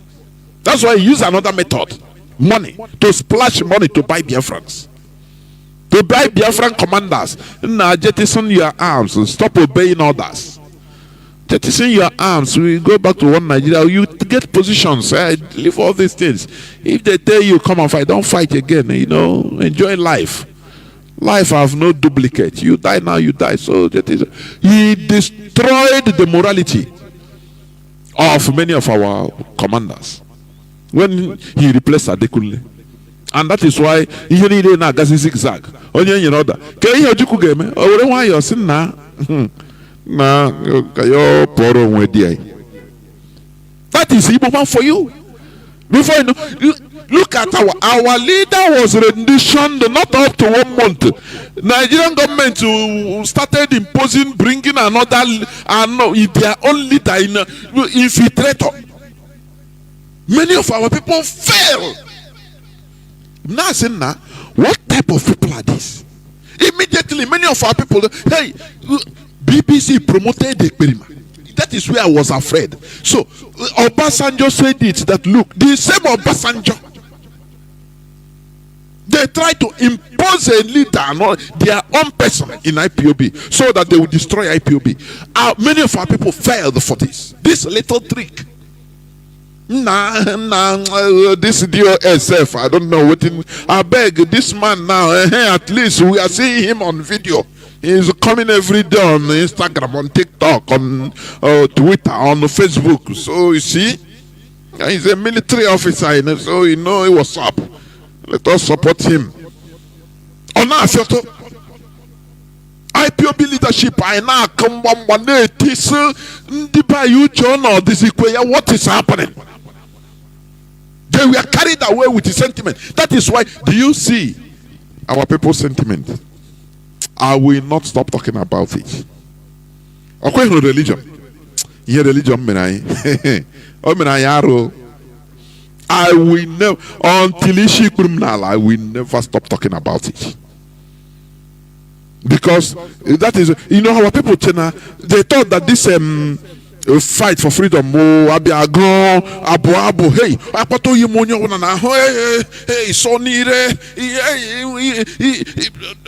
that is Omega. You have seen God in the spirit, and you open your eyes, you are still in your bed. or you are still in the same building as a church, you are. But sentiment will carry you. You have gone. Hey, you saw in Gabriel. These are sentiments, for goodness sake. Let us remove sentiments.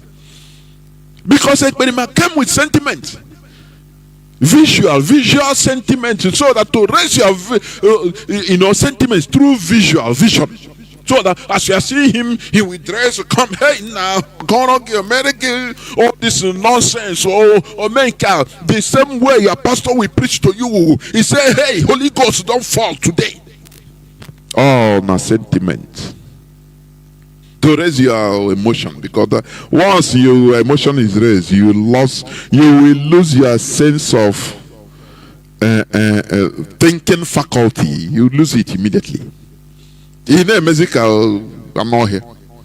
You no longer know differentiate A from B. All these things, what you want to hear. Why? Because your sentiments have been aroused. Listen to this man. Hypocrites.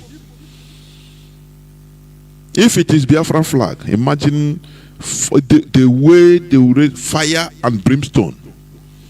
But this is the Yoruba nation flag, so they play it down. After all, they are not demanding for.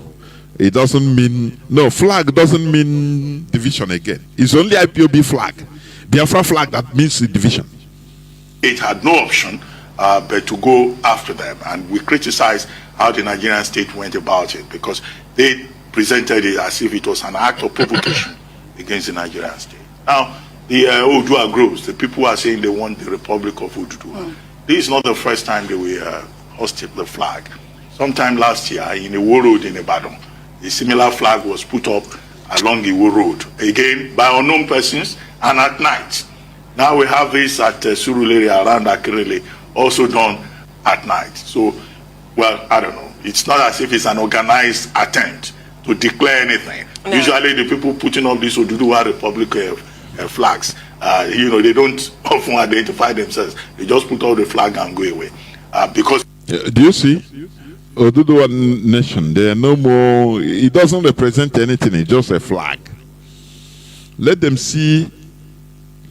And do you know is that because of the flag, the one I think many times in parts of Biafra land, military will occupy that place. Any boy, any young person they see that place, they will kill you. They will shoot you, or they take you, kidnap you, and you are gone. The Nigerian military.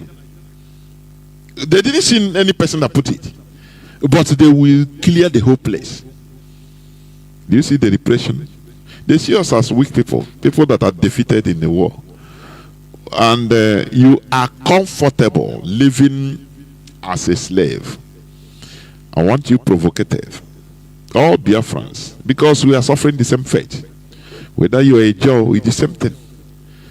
It's the same thing. We are being relegated to pipeline guard, to scramble for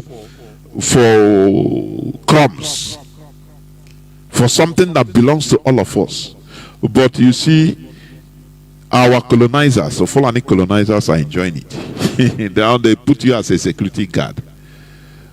Don't it make you feel sad at least? Don't it make you feel sad? Do you know the reason why transatlantic slavery was sustained for over 400 years? Because it became a means of livelihood, a means of wealth to many black people, mostly in the Bight of Biafra. They know the Europeans, they know how to do things. They will come and use you as in order to sustain that evil. They will make you be wealthy, but your wealth does not in any way. It does not. It just crumbs, and you see it as wealth. They give you a telephone number, military, to guide you in case any person that rises up, you become more wicked and cruel against your own people. So, that at transatlantic slavery, it became a means of wealth for many of Ondishoji. So they have to sustain it in order to continue being, continue being wealthy, to continue being powerful. The Europeans used to tell them, if you people allow this to go, this slavery to be banned, you are no more in power. The people will chop you raw. So they now steer war between those individuals against their own people. So they have to quell everything with guns and bullets. That is how they behave. And that is exactly how the Fulanis are doing. They come, they empower one person, one idiot among us, like Hope Uzodinma. Hope Uzodinma said, even if it is only 2 people that remain in Imo State, or Chebahanna, with the Olu also, our accent. That is what he said. Because he is empowered by his masters, by our enemies. If you challenge him, he will put you. That is why you see Tiger Base in nowhere, where they take our youths, that is disappear people anyhow, because they empower one idiot. That is what the Europeans did to sustain, in order to sustain transatlantic slavery. They continue selling, kidnapping and selling of our people. So that the people our people are seeing is our own people, suppressing them. No more the white people, they are at the back. They will give them gun, give these few idiots gun, give them people that will follow them, foot soldiers that will follow them. They will go raiding in the interior. The people that are doing the raiding are black people, few black people, because you must always get willing tools everywhere. It is like that. That is the thing. So this man now is defending Oduduwa national flag that was seen in Surulere. He is defending it. That is not in something serious. It's not like a IPOB flag. So this one is not menacing, threatening the unity of Nigeria or the territorial integrity of Nigeria. Unlike IPOB on, do you see double standard? We will continue suffering this until all of us will rise up. We support what we are doing. I say we continue suffering it. I'm telling you. Perhaps they understand that if the significance is beyond that, there could be consequences, there could be sharp reaction from the Nigerian state. Now, what is inspiring this in Yoruba land, I think, was the move last year by the Yoruba World Congress, led by Professor Banji Akintoye, an historian, who led the move to go and register Nigeria with the unrepresented nations and people's organization in Geneva, that's in Switzerland, right? Yes. Right. And on the basis of that, when Professor Akintoye came back, he said, the identification with UNPO has now given the Yoruba people the right to have their own flag. But the thing to note is that the UNPO is just an NGO. It's not as if it's an organ of the United Nations, right?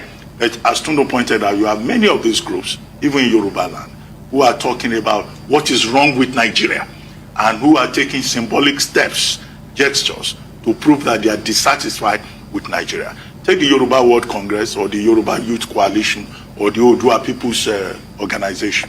They're saying that they have the right to self-determination under the agreements reached during the constitutional conferences leading to independence in 1950. And the kind of self-determination that most of these Yoruba groups are asking for is self-determination within Nigeria, within a federal structure. They say Nigeria should be a federation. They don't want the 1999 constitution. They say Nigeria must be reorganized. Somebody talking, you see this man as ugly as he is, his lies are so ugly. He's defending, because you know why he's talking all this garbage? Because he is trying to defend that they are different from Biafra. Whereas they are asking the same thing. They have their flag, their national anthem, but once Biafra does their own, all hell broke loose.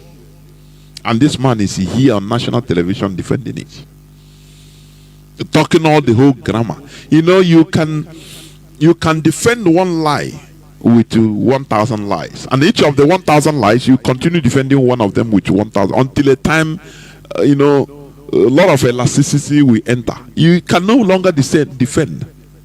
See, as he is struggling,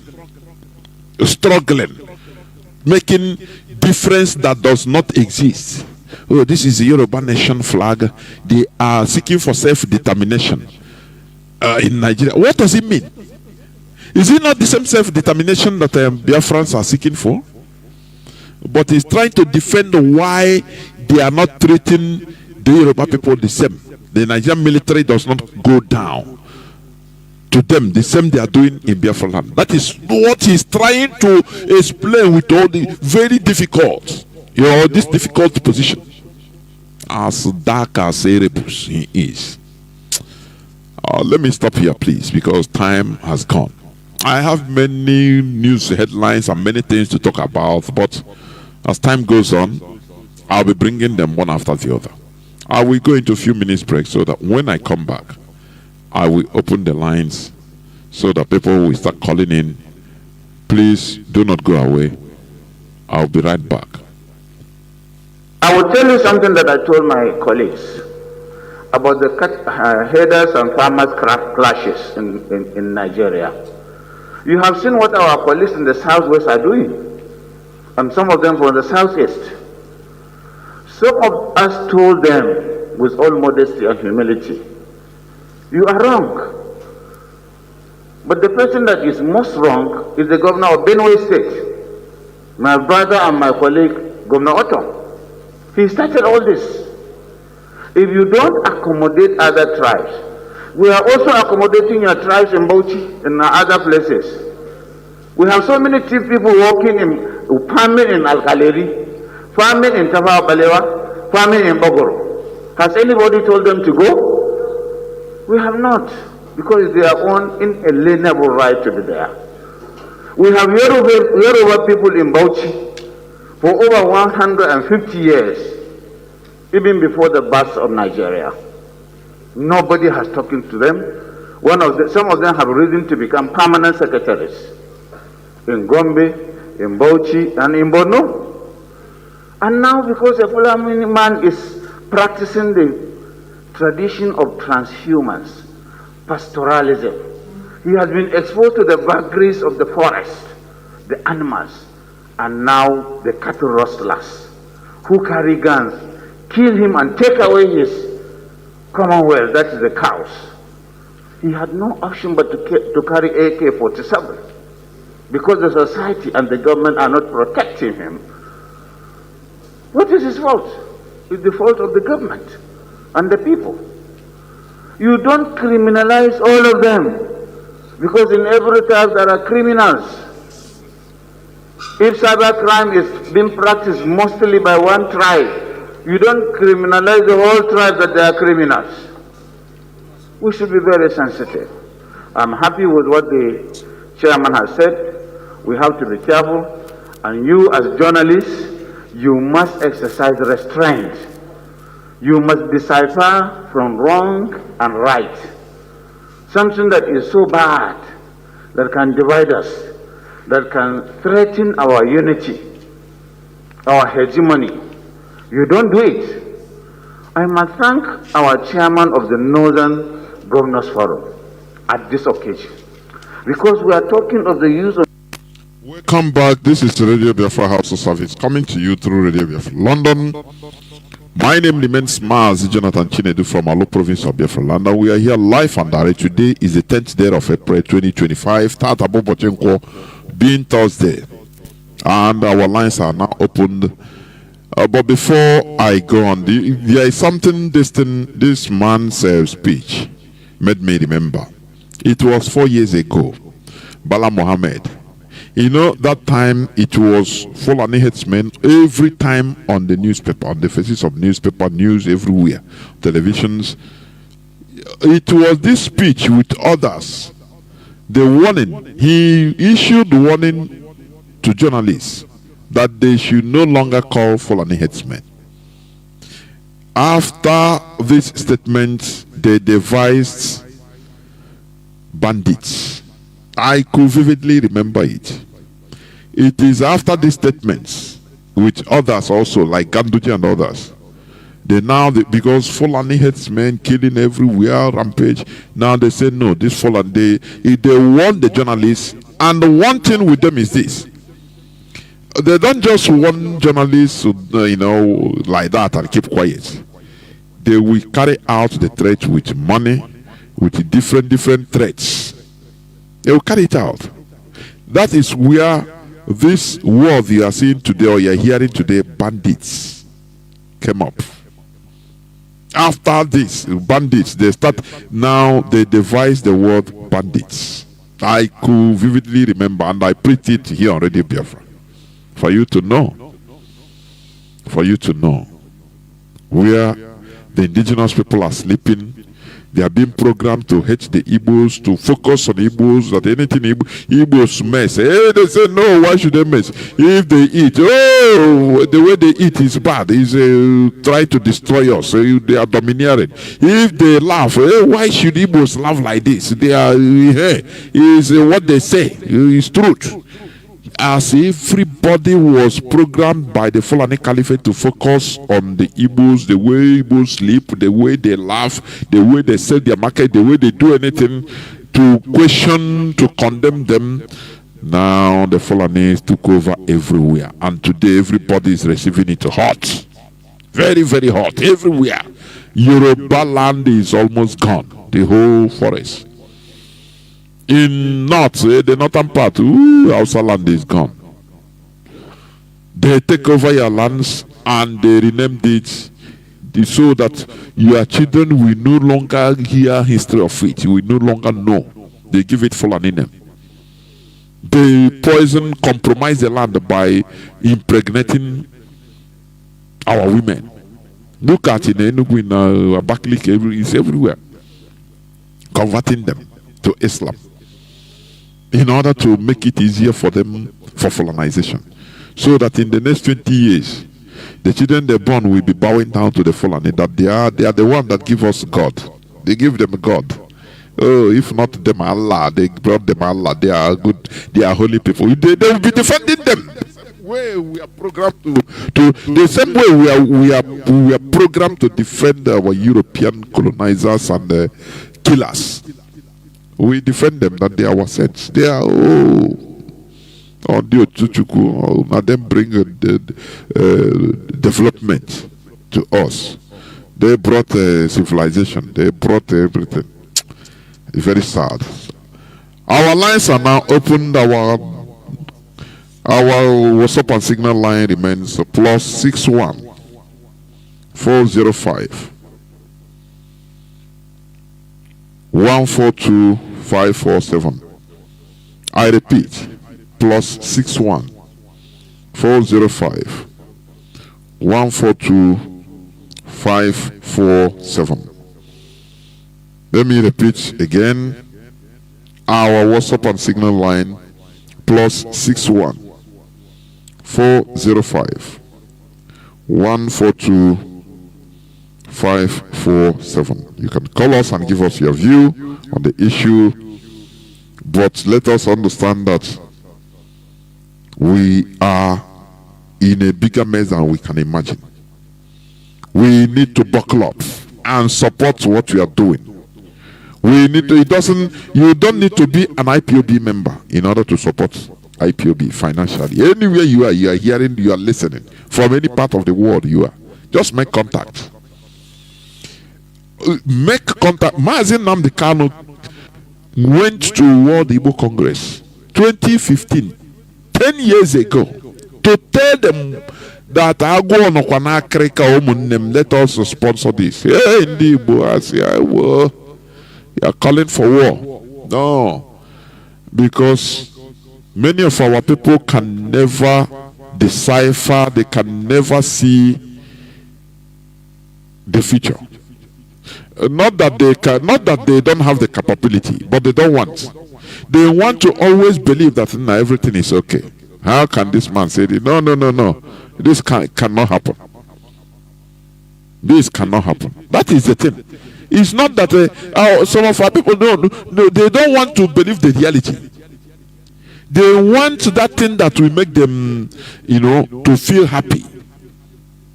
Otherwise, you're thinking, no. He want to live easy life and remove his mind and work and make his money and stay with his family. Don't want any problem. You don't know that we are in a world of problems. Look at what is going on around the world. You can call as I'm talking, please. Look at what is going on around the world. Confusion everywhere. As things are now, things are they are taking shapes. That is how the world is. If you think that the world will continue, no. Look, the First World War changed many things in the world. It brought in the world order, it changed the world order of that time. I am telling you. What is going on now? America, China, Iran, Russia, the West, Europe, this and that. Things are gradually restructuring itself. Everybody is trying to restructure and retake his or her position as a people. You see what in the Middle East, in Europe, in the Americas, in Asia, everywhere, because what you are seeing is the restructuring of another world order. Because every time, once after the world conflicts, the world order takes another shape. That is what is happening. But do you know that? I have a caller, or I have callers. Caller on WhatsApp. I don't know why you dropped. But let me pick the caller on signal. Caller on signal. Can you hear me, please? Go on. Caller on signal. Are you there? Caller on signal. Please go on. Mazi, can you hear me? There. Well, please go on. Go on. All right. Mazi, my name is Mazi Fine. Mazi Fine, calling from his location. Mazi, let me use this opportunity to tell our people the time is now to support Eastern Security Network. Otherwise, what is happening at the northern side will happen to us. Mazi, I thank the leadership of this logo, our DOS, for seeing what is going to happen in our land. And also I thank our leader for bringing this notice to World Igbo Congress during the time he went to their meeting and telling them this is what is going to happen and the Fulani will take over our land. And most of them was laughing at him. Then the hour has come. We must support Eastern Security Network. Wherever you are, hearing Radio Biafra, morning, afternoon, and night, you must wake up and support Eastern Security Network through our leadership. Mazi, let me come to your topic. You see, now US, trying to have direct discussion with Iran. Mazi, that's because Iran refused to bow down to the threat of US trying to, put fear on them. And now, like our people normally say, Now, this Zouk government and their agent are trying to bring fear into our struggle. But we must resist them. We must resist them. We can never back down, no matter what happens. Eastern Security Network can never back down. IPOB, we can never bow down to any threat coming from any person. Because if we eventually back down to their threats, as we have done. Now see how this ugly man, I know that that man is this is Abati. I know that he is the one that defending, trying to defend the flag of Oduduwa, trying to, divert the main focus why that flag is there, trying to tell the world that the flag did not make exactly what Biafran flag made to the world. Maybe trying to tell the world that they are just agitating for confederation or what. Everything is lie. That man is an evil man. Mazi, the message is clear. Nobody is happy with this Zouk called Nigeria. Nobody is happy. And look at what is happening now. Our people are supposed to know that Fulani and the Yoruba people, they are playing politics with the interest of their people. Yoruba is playing politics with the interest of Yoruba people, and the Fulani are playing politics with the interest of their own people. But they come to our own side. Our people always play politics for the interest of the Northern Caliphate, trying to do what will please their masters, and using our blood to play politics. Now, recently we heard that Tinubu just dropped INEC chairman. Yes, you know that if you do not drop that INEC chairman, he will not go anywhere. And that's the politics of Yoruba. They play politics only for their own people and their own side. I didn't mean that his Igbo man is in that seat. Mazi, he will like also to put Fulani as a body guy. He will like also to put Fulani as everything. Even he will trust Fulani more than his own brother. That is Igbo people for you. But we IPOB, we have come to change the narrative. And that is why we must continue and support Eastern Security Network. Whether you are IPOB member, whether you are not, as long as you are from eastern part of this contraction called Nigeria, it's not more that you will be an IPOB before you support Eastern Security Network. Because if this will finish, if they done with northern side, and also they have already taken west, I don't count them. They have already taken them. If they done with northern side, where they are heading to is this our side, and that is why we IPOB, instead of planning to take over our land, all of us will die. All of us will die, and that is the very important for we to support the Eastern Security Network. Now the time is never get out of hand, because when the time is get out of hand for we can never see chance again. Mazi, may God bless you. Good night from here. We stand by. Thank you. You are saying that after the Northeast, after them is our land. They are in our land already. Armed headsmen, today's news headline. Armed headsmen attack another Enugu community, brutally murder 4 farmers on farmland. What are you talking? Is it today's news headline? They are in our land attacking. Do you hear P2B talk? Do you hear any of them make noise? As what happened in Uromi? The whole northern governors, all of them started fuming. But do you hear any noise from our so-called political representatives? What does it tell you? It tells you that they are not there for us. What is defending our land is IPOB. That is the only thing that is defending us. That is having our collective interests at heart. We believe it too. Jealousy, turn everything upside down is now you sabi, but the truth is that. Otherwise, what we make people to be massacred in Enugu, the governor didn't say, hear nothing, see nothing. Our people's lives doesn't mean anything. But when do you see P2B? Do you hear P2B say anything, even the presidential candidate?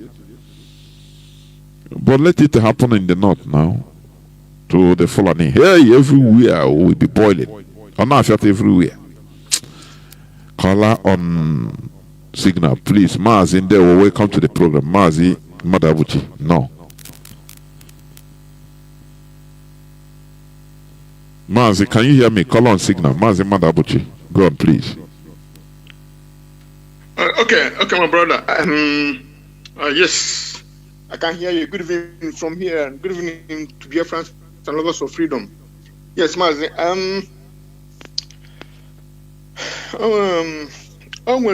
There's something I want to tell our people because coming from what you treated tonight. Ndị be anyị sị na ụlọ na-agbaghị ụzọ Owere mgba na ọ naghị eji. And what is ụzọ Owere ahụ a ga-agba mgba na anyị niile mgba anyị niile ntete n'ụra wee gbaa mgba. To start with, somebody is coming from Tajalon, from the Sahel, from northern Nigeria, Sokoto, whatever, they are coming to the east.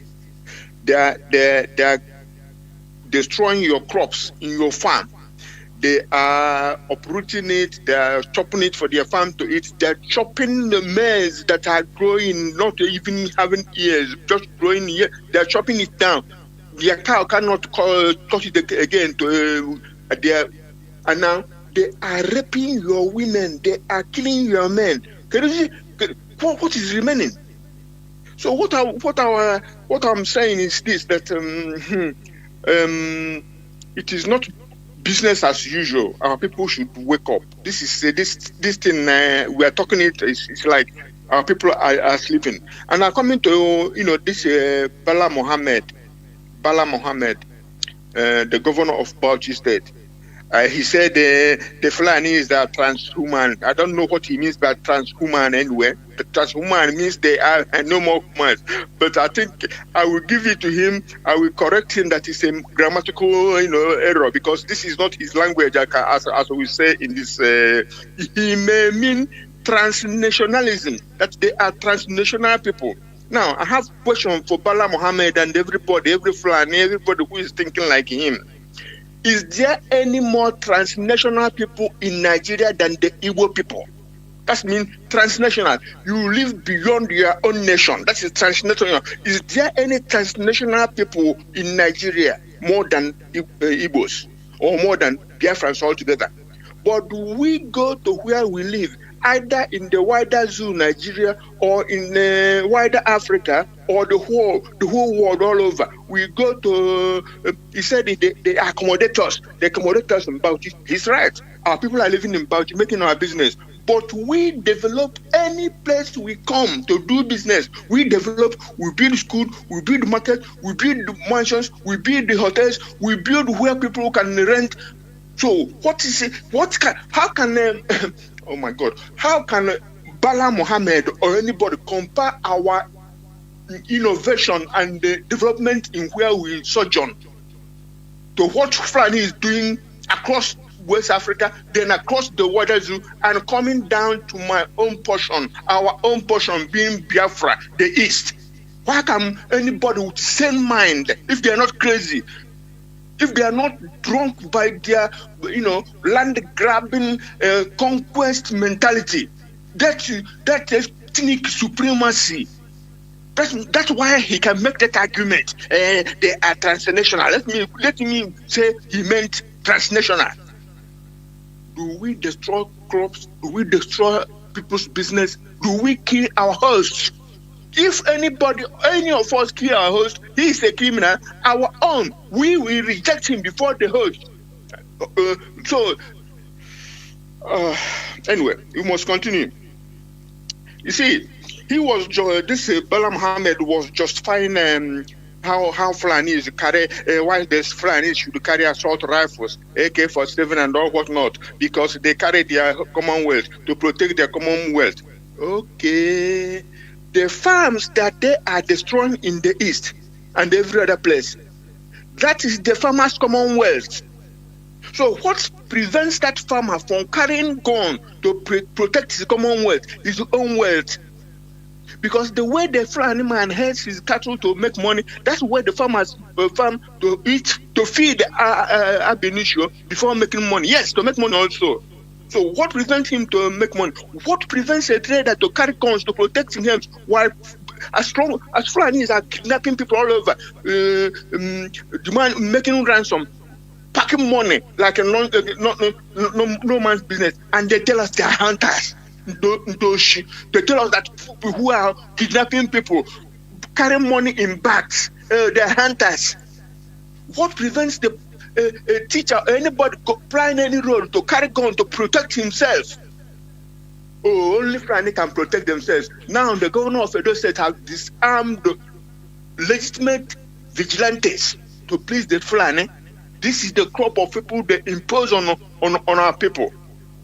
You will not hear him. You will not hear Mwifru. You will not hear Pitamba. You will not hear this one, Okoibo, the Supreme Court governor of Imo State, Uzodoma. You will not hear them cry about oh no, they will do everything. They will go and groveling around to lick their ass, according to one head of the people, just to maintain their political career and the connections. You see, I was stressing to emphasize that 11 northern governors are Fulanis, while whereas none of them is a Hausa man, which is Hausa being the majority ethnic group in the north, but none of them is the governor. But a veteran and the broadcaster asked me, say, what is the difference between those northern states governed by Fulani and the Biafra land? And I can answer that question. That I understand that a rhetorical question he asked, because the only discernible difference is that these people may carry Igbo name. These people in the East, in the name of government, may bear Igbo names. They may, answer Okeke or whatever. But they are imposed, ab initio, they are imposed on our people by the Fulani, and they are doing the biddings of their masters. That's the problem we're having. Because what is happening in the East now, in our own East, is enough for our governors and political class senators and the House of Reps to go together to say to the president, what is this? What is this? We cannot take this. But everybody's like you say always, Mazi Jonathan. Everybody's chasing his own pocket and his own connection. Nobody's working for communal interest, and that is the bane of our people. And that is what IPOB has come to reverse.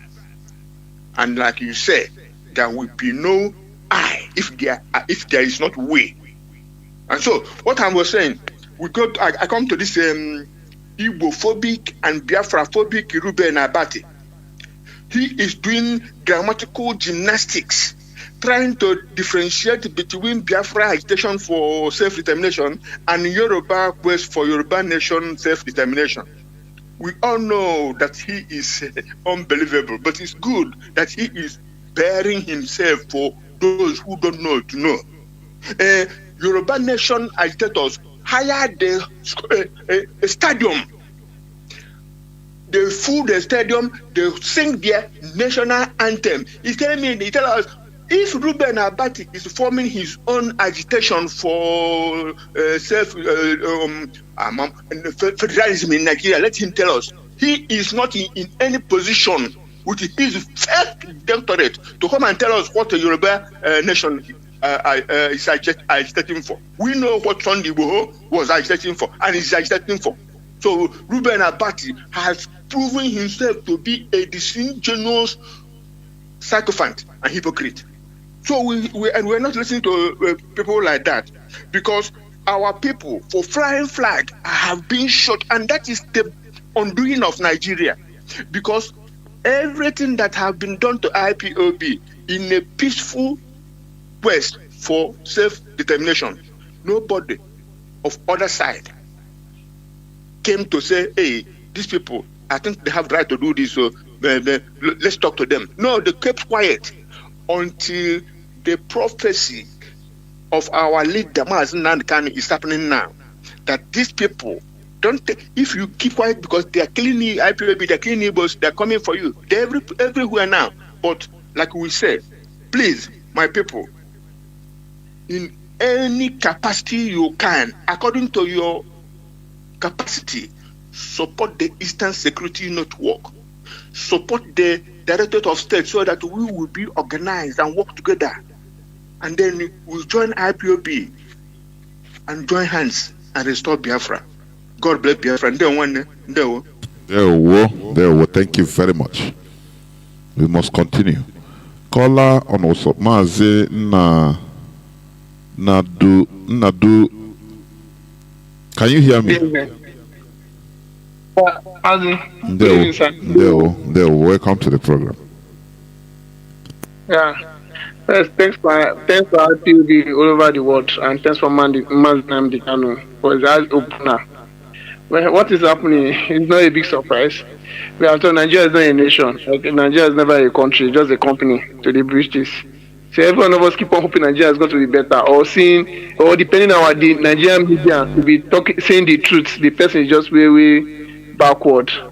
Because in this country, in this other part of the Nigeria we are, a lot of things are happening. But thanks to, as I said before, thanks to IPOB media, they did a very marvelous job. Keep on doing the perfect work on Radio Biafra, on social media, which open our brain to reason like human beings, and they make Nnamdi Kanu mostly to be relevant. Because without them, trust me, by now, maybe Nigeria would have eaten Mazi Nnamdi Kanu up right now. And thanks to ESN also for the good job they are doing. Well, Mazi, I'm not surprised that you what they call it. So you bad people, I don't take them serious. I don't like them. Not at all, because there are people that they don't speak their word. There are people that they will say another thing and do another thing. Which whatever call it, IBB, Ibrahim Banazo, or this thing said that once Yoruba people beat a war, you go back to sleep. So Yoruba people putting a flag is never a threat to Nigerian sovereignty. Because then they can do a lot of things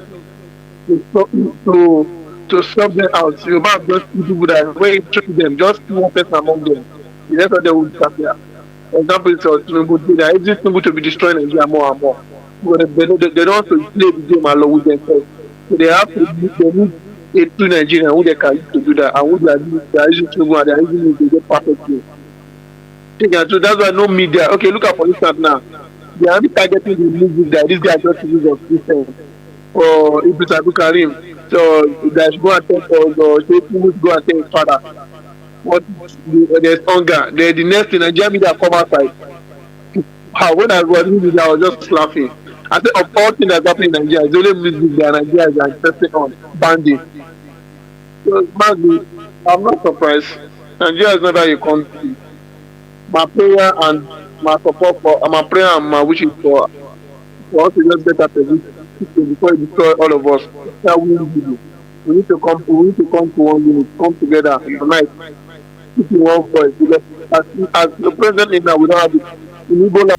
A true Nigerian, or what they describe as detribalized Nigerian, just mark that person gone.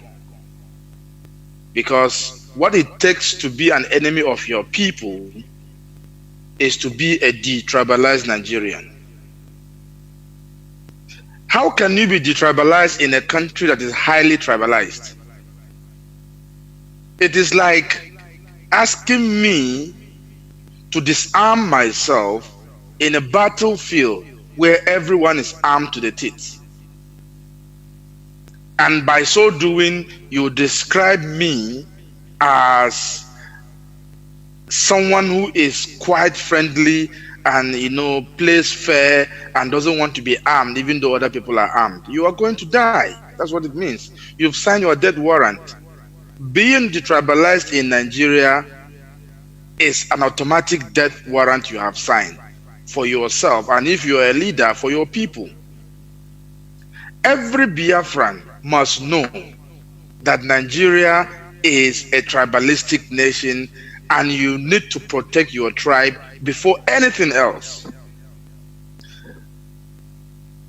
Religion is entirely even tertiary, not even secondary, if I must say. That is what they are doing to the people, the Hausa people of the north. They hide under religion and said, oh, you know what, we are all Muslims. We are all Muslims. We are northern Muslims. But when opportunity for leadership comes, they forget Islam. They remember their tribe. They look for their Fulani brother. They look for certain people within the Fulani race, within the northern Muslim. It's no longer about either you are from Bauchi and you are a Hausa man, and you're from Kano and a Hausa man and you are a Muslim. No, they don't look for that. They don't look for Bureau man who is a Muslim and is from the north. They don't look for somebody from Nasarawa state who is not a Fulani who is a Muslim. No, they look for a Fulani Muslim. That is to tell you that the first consideration in Nigeria is tribe. And the only person that will be left in this game is that one who believes he can be detribalized, if there's anything called detribalization, or to be detribalized. And that is how they deceive our people. You must protect your interest first. In every negotiation, in every conversation, on Twitter chat, I see our people hosting Twitter spaces to find fault with IPOB, to find fault with ESN, to find fault with Tina Sanworu, to find fault with DOS, to find fault with Nnamdi Kanu. And somewhere, somehow, in their own thinking, they believe that by so doing, they are being patriotic. Patriotic to what? To who? To what institution? To what country? To which benefit? To which security? To which collective interest are you being patriotic to? There are 3, 4, 5, 10 of you involved in an issue. Everybody is biased towards his own tribe, in the favor of his own tribe, and you alone want to be the good boy. And you want to show common sense, you want to show certain kind of reasoning that will prove that, oh, you are more intellectually objective. You are a moron. You are just a moron. You don't know what is going on. Your enemies will just be laughing at you and know that this one is already gone. That House of Rep member from Abia State who threatened the delivery guy. Did we know before then that he bears a Muslim name? Did we know that he was a Muslim? Did we do, if we tell some of you Biafrans till today does not believe that Ojus Okalo, Opus Odema, and some of these people are secretly Muslims. They have converted. They are. Most of them, they are. As the only requirement. They are. As the only requirement to allow them to be governors, to be senators, to be all these things, to have businesses, to have all oil wells, that has been rented to them, not even owned. They are all Muslims. But because of the peculiarity of our land and our people, they allow them to keep their name in their public documents. But indirectly, inside, privately, they are Muslims, and that's the only way they allow them to continue. When Mazi Nnamdi Kanu used to describe some of them as pampas-wearing people, you don't know that what he's saying was true. Kano State is the only state in the whole of Nigeria as presently constituted that has a brothel for gays. It's called Gidan Ludu. It has been there for time immemorial. The only people that have a name for man-to-man intimacy is the Northern Fulanis. It is well instituted. It is well instituted. They know it, they practice it, and they put this our people through it. And when they come out, they can no longer speak. Are these the people you want to trust your future and that of your children to? You know, when we used to talk about this, people beat Muslim here and there, I thought it was a joke. A friend of mine, I will not mention his name here, a friend of mine won a contract to supply fertilizer to the Northern Rice Farmers Association. He was given a contract. He went to the office to sign it. They told him, before you can sign this, you have to tuba, you have to convert. I have never witnessed, I have never had that scenario play out so close to me until that day. And I realized how deep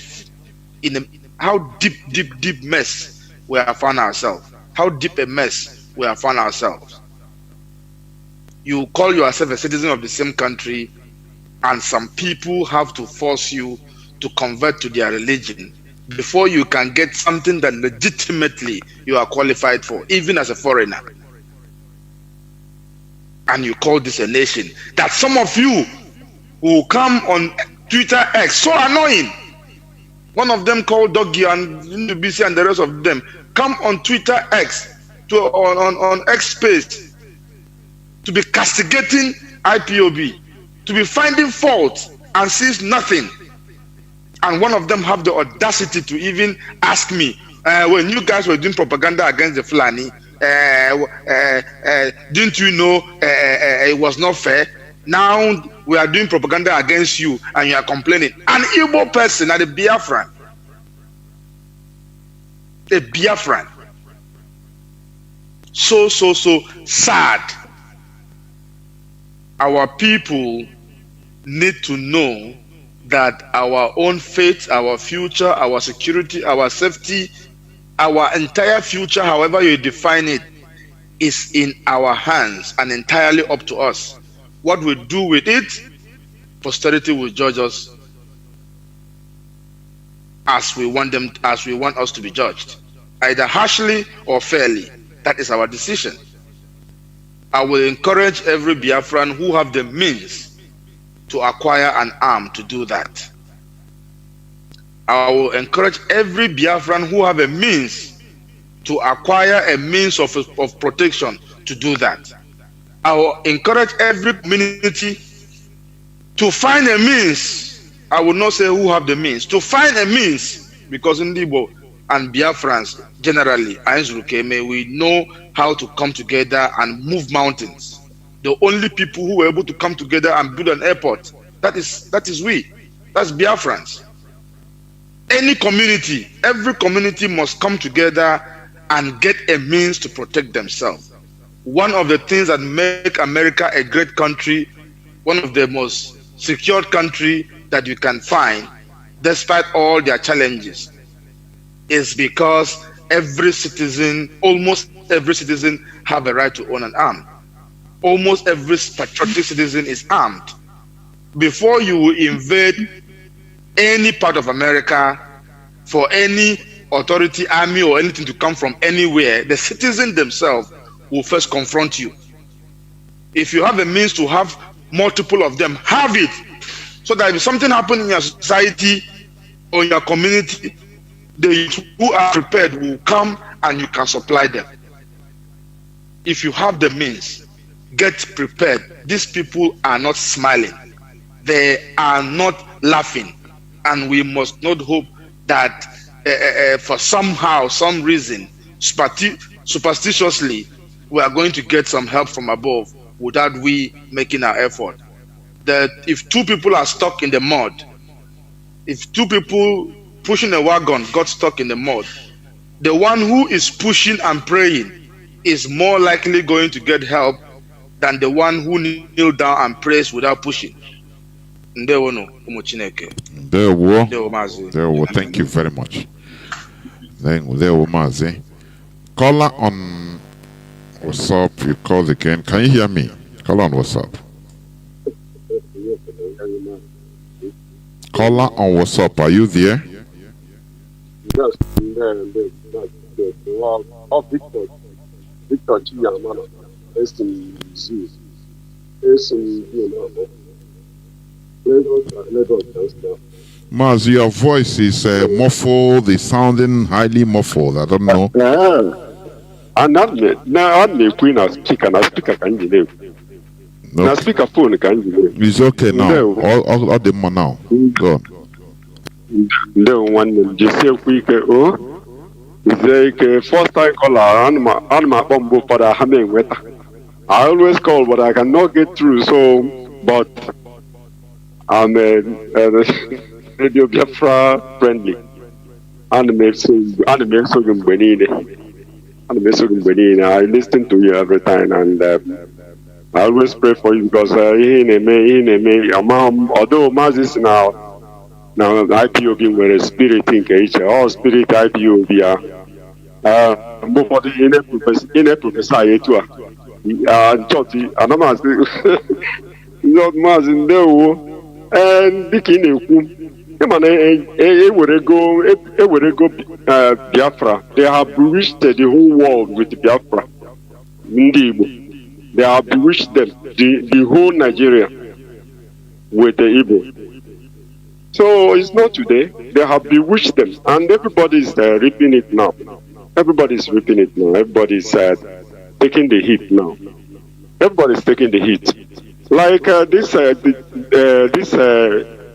Bofuna no wakera here no party. Only been a barrack. Somebody that is from barrack. What do you expect it to be a mass servant or missionary?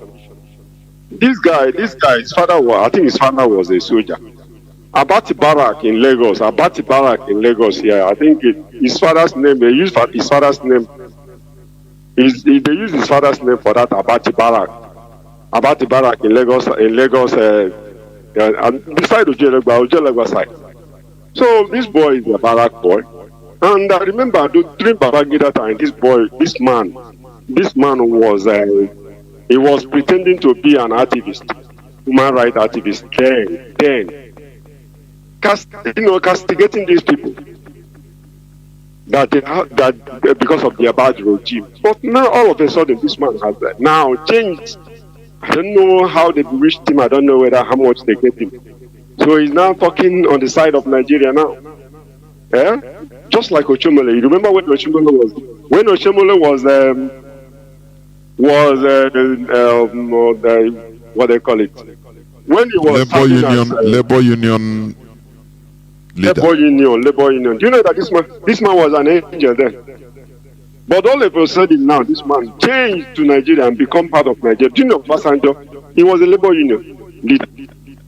And he doing it with all his might. But all of a sudden now, he has turned to another thing. I think he is now a Nigerian politician. So likewise, this man, I don't know how they bewitched him, how they bribed him. You know, planners can do it. Planning can do it. They will be monitoring you, but you will not know that they are monitoring you. And they will now hook the person. Maybe they are hooking with Naira. And it's changed. And now all his venom is against the Igbos. But I don't, okay, they will all see it like Buhari. Buhari have tumor on the brain. When he entered, took the power, he said he's Igbo. I must deal with Igbo. He has tumor on the head. He confessed that he have never seen this kind of sickness before. And likewise, all of them. The spirit of people will be fighting against them. Even if you look at them, they are mad of people. They are mad of people. And that is how it's going to be for them. This very man, if it is our flag that is raised, this man will speak against it. Even he will motivate Nigeria to go against us. But now he's talking kindly. So, my brother, I thank you so much because you are doing marvelous, and I know it's not ordinary. God is backing you up because the spirit of Biafra is working in everybody, and more especially people that are on the firing line. God will continue to strengthen us. We will not back down, as you used to say. We will not back down. No, there is no back to go. There used to say. Thank you. We continue forging on. We continue forging on. Thank you very much. Caller on WhatsApp, I think you're going to be the last caller. Can you hear me? Caller on WhatsApp. Yes, Mazi, I can hear you. There we Mazi. Good evening from here. There we. There we, sir.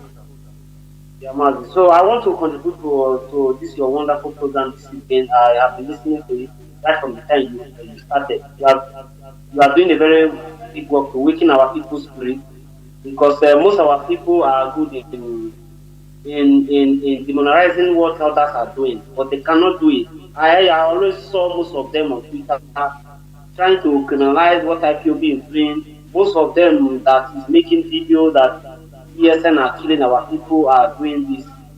They are not telling the world that Mazi Nnamdi Kanu have solved all these things for a long time ago, and he have put many things in place. And everything he have put in place, they are using our people to sabotage all these things. Many things are happening. If you see what happened in Europe now, yeah, the governor of those states went to the north. He was begging them like a baby.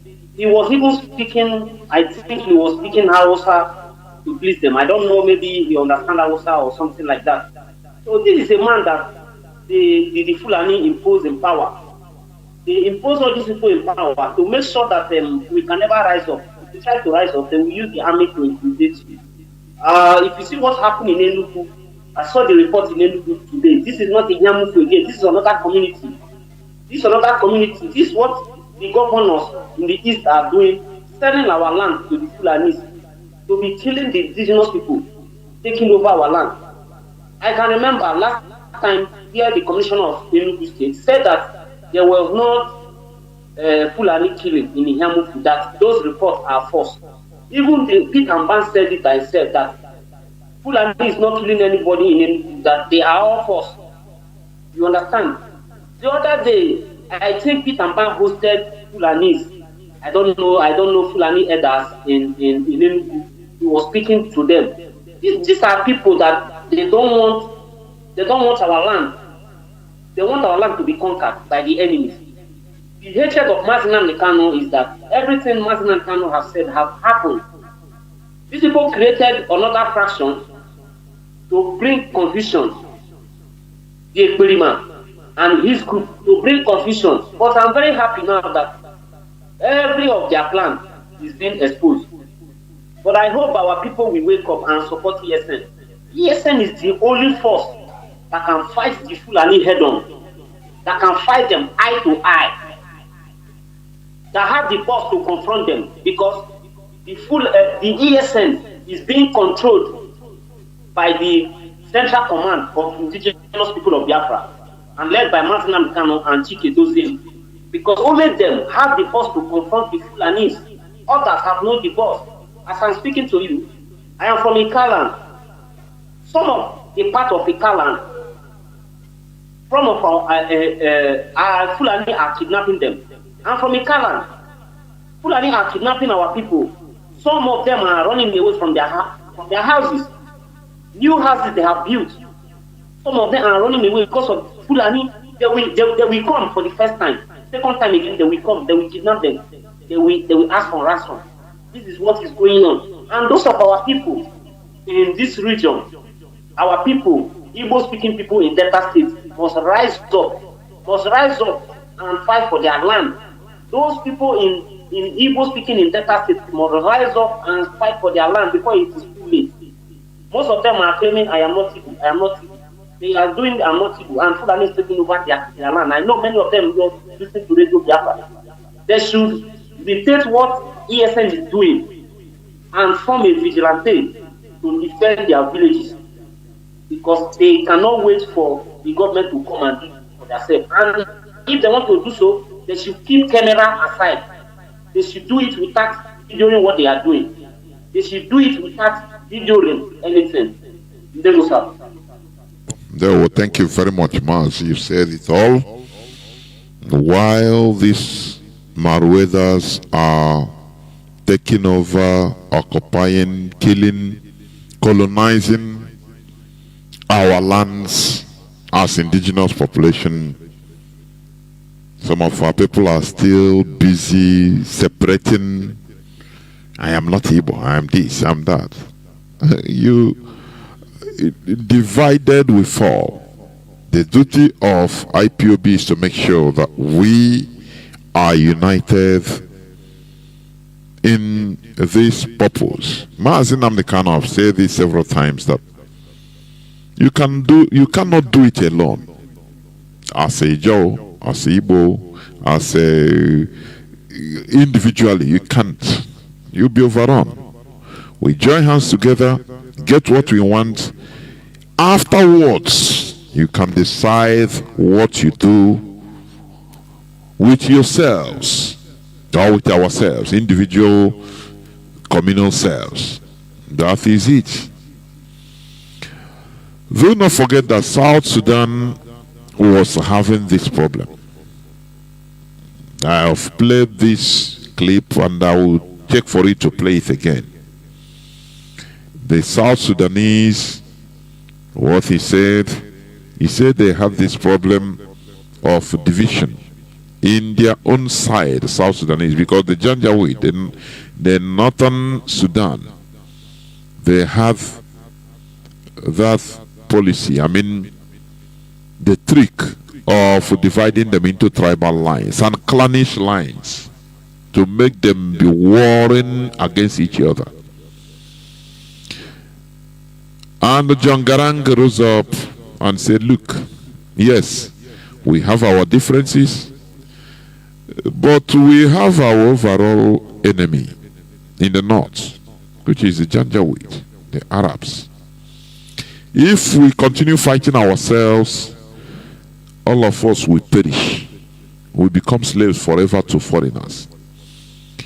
We better ditch our differences and face our common enemy. It's better. It's better for us. And that is what they did. They took a very, very wise decision and gathered together and fought and get what they want. Today they are a country. They are a nation of their own. Now, if they want, they can have plebiscite to divide themselves more. That is not a problem any longer. That is wisdom. But the worst part of it is that in our own land, they have institutionalized wealth. They have promoted divisionists in our land, made them so wealthy that they feel that our being together is threatening their wealth, because that is what the Fulani Caliphate used to tell them. If ever these people, you allow us to be together, that you are gone, remember your wealth. The same way the colonial or colonialists promoted slave dealers in our lands. Slave dealers, people that are dealing on their own, catching their own people as slaves, selling to white people. They made them so rich, telling them, warning them that, look, if you allow or agree this slave trading to be banned, your wealth will disappear. You become powerless, and your people will chop you raw. They will slaughter you because of what you have done. That is it. So they put them at the point of no return, so that they will no longer go back. They continue their evil. That is what they remind all these our politicians, our political class. Remember, if you allow these people, do you know that you are gone? Like Hope Uzodinma, do you know that your people don't like you? They don't love you at all. It's we that impose you on them. You know that. So if you allow all this, their program, all this agitation to go through, you are gone. They will slaughter you. That is the fear they put them. They will use them and put all this fear in them so that they will no longer be able to go back. They will continue their evil. That is what is happening. Do you see this shit? That's why they even fight to kill our people, destroy us more than even the caliphates themselves. This is a colonial method of doing things, holding people down. They use your own people. Like our brother said, the contractor, they gave him condition in the north. Do you know that if you are not told that you must first of all become a Muslim, most of them, they do it without secretly. For them, they did it secretly, but they have now put inside you that you be doing their bidding. That is the continuous northernization agenda started by Ahmad Bello. Do you know what that northernization means? Fulanization. Because there is nothing like North, Arewa. It's Fulani Caliphate. That is it. So they are using either two mantras. Oh, we Northerners, or we Muslims. These are the two words they use to hold the Hausas and other ethnicities in the North, to hold them together, to force them to be on their side. Well, they are very smart, I'm telling you. If they see that they are Hausa Muslims, they now use we Muslims to incorporate, to make the Hausas feel that, oh, we are together with the Fulani, we are together. But the Hausas are opening their eyes. Come Wednesday, we are going to host a program, me and a brother, and we are going to also open more the eyes of the Hausas. Come Wednesday on the 16th, the flower will be out. It will be an interesting program. So, what am I trying to say? It is high time we support ESN as one man with open heart. Nigerian government's intention is to make sure to kill IPOB, to destroy IPOB. Mazi Nnamdi said this on his last broadcast. As the rendition of Mazi Nnamdi Kanu, when they kidnapped Mazi Nnamdi Kanu in Kenya, they could have killed him.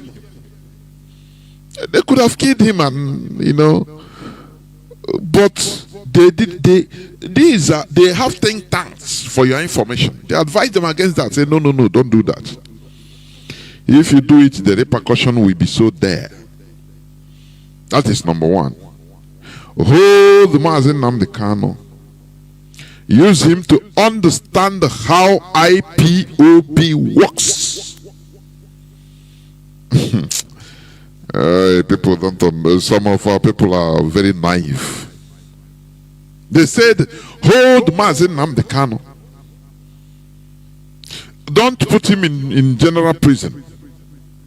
Hold him DSA. Do you know the FBI of Nigeria, secret police? You know what it means? You know how he gives command. Know how IPOB study. Now you use what you get to destroy IPOB. That's why they keep him there till today. Many people don't know that. Maybe, I don't know, maybe sometimes one person or one of them can act as a good person among the DSS. Come secretly and use this phone. Don't worry, call. Yeah, call, don't worry. I don't know, but I'm just speculating. Without knowing that all are planned. Every movement is doing there is anything they. Do you remember, have you forgotten?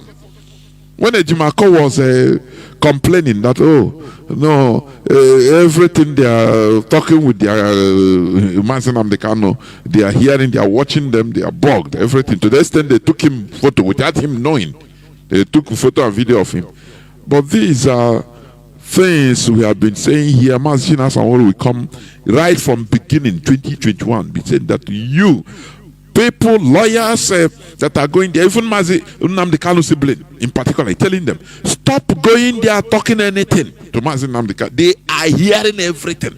They will open one room and say, okay, go and talk. They are watching you. Is DSS office, for goodness sake. I don't know why our people, I don't know.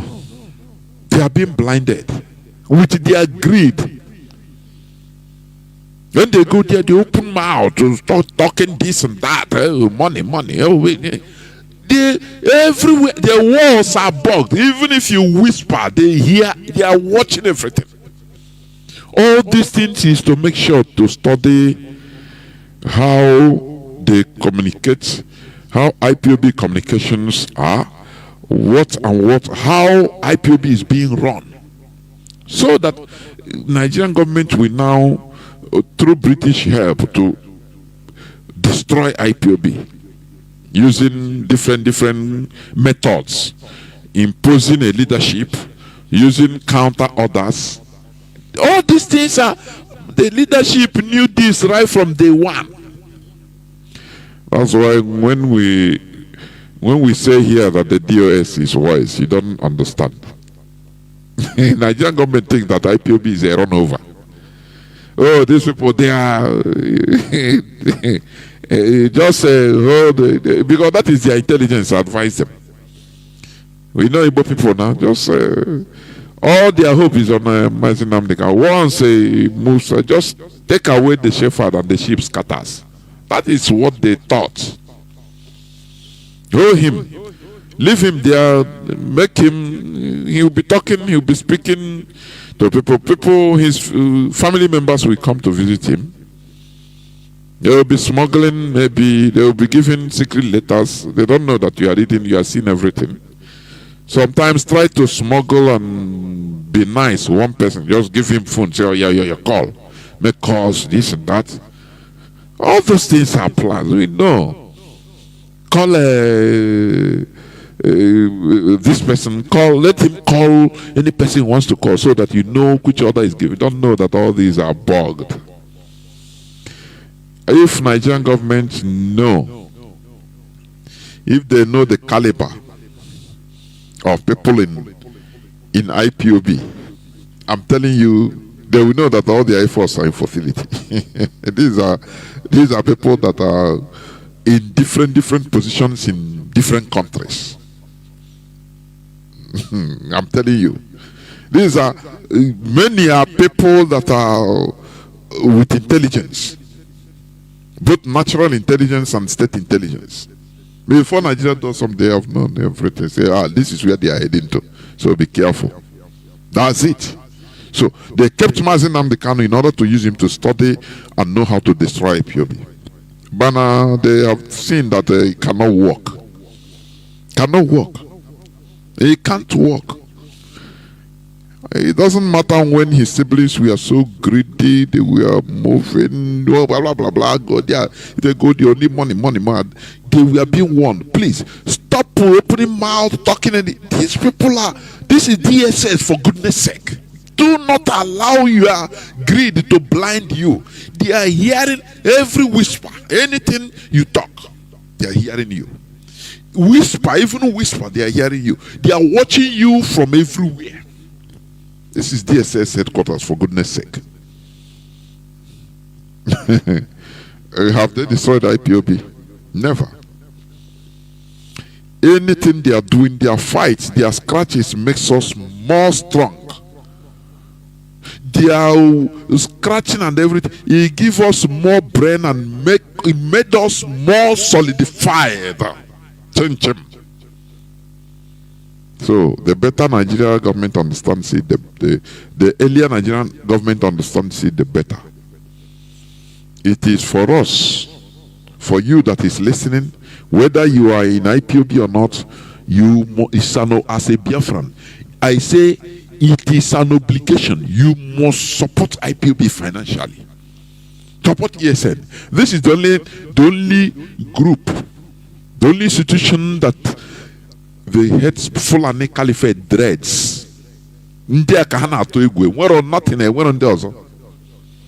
they try to destroy ESN through campaign of calumny. They form the Bubago. They use Dave Omahi and the others to form a Bubago to counter ESN. No way.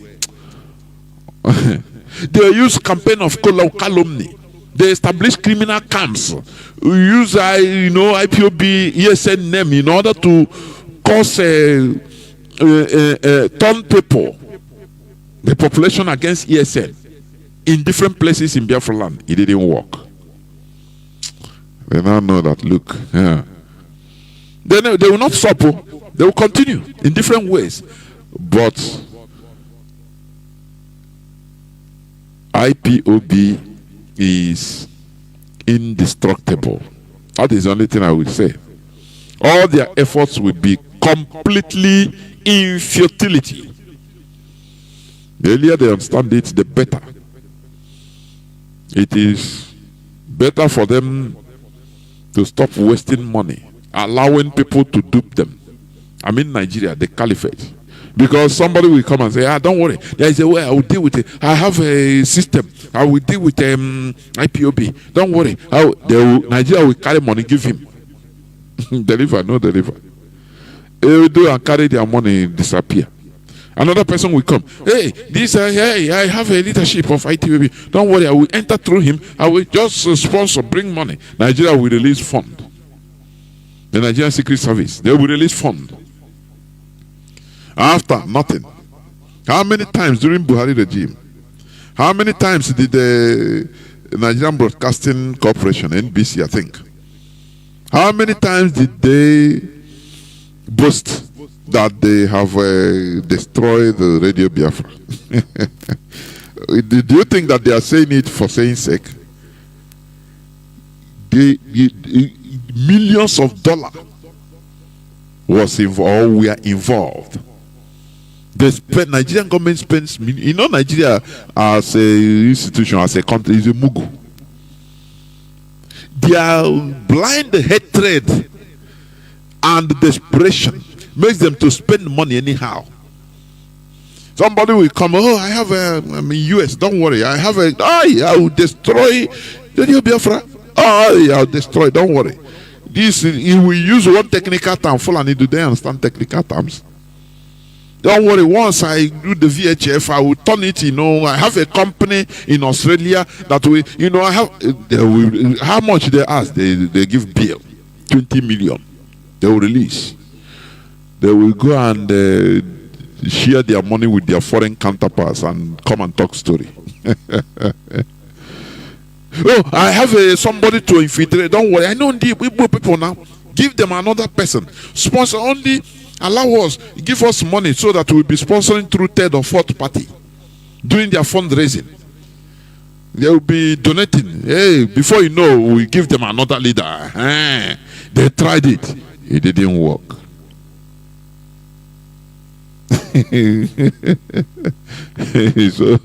It's not funny anyway, but these are stories we are going to tell. Our future generations will tell. Very, very. Once this thing is over, these are sweet stories, historical stories, history. That future generations will talk. They will tell their children about how IPOB and got victory. So, we must continue what we are doing. Biafra remains who we are. Biafra is our ideology. Biafra is our religion. We must continue in making sure that Biafra is restored. It can never happen through wishful thinking. It can never happen through fighting spiritually. No, everything, the whole war is a physical. No spiritual warfare. We're in a physical world with physical fight. So you must support it. You must support it physically. Without it, nothing. That is it. Russia and Ukraine, they are fighting physical. I mean, Russia and who is Ukraine? Russia and the West. They are fighting physical. They are fighting physical, using bombs, killing people, are dying. Physical. There is no spiritual death. No. Everything that is happening is physical. Israel is doing their own damage physical. Why must you rely spiritually? We are not inside spirit, please. We are physical. So let us stop this hallucination. Thank you for listening. From me, Mazi Jonathan Chinedu, from here, it is simply Good evening.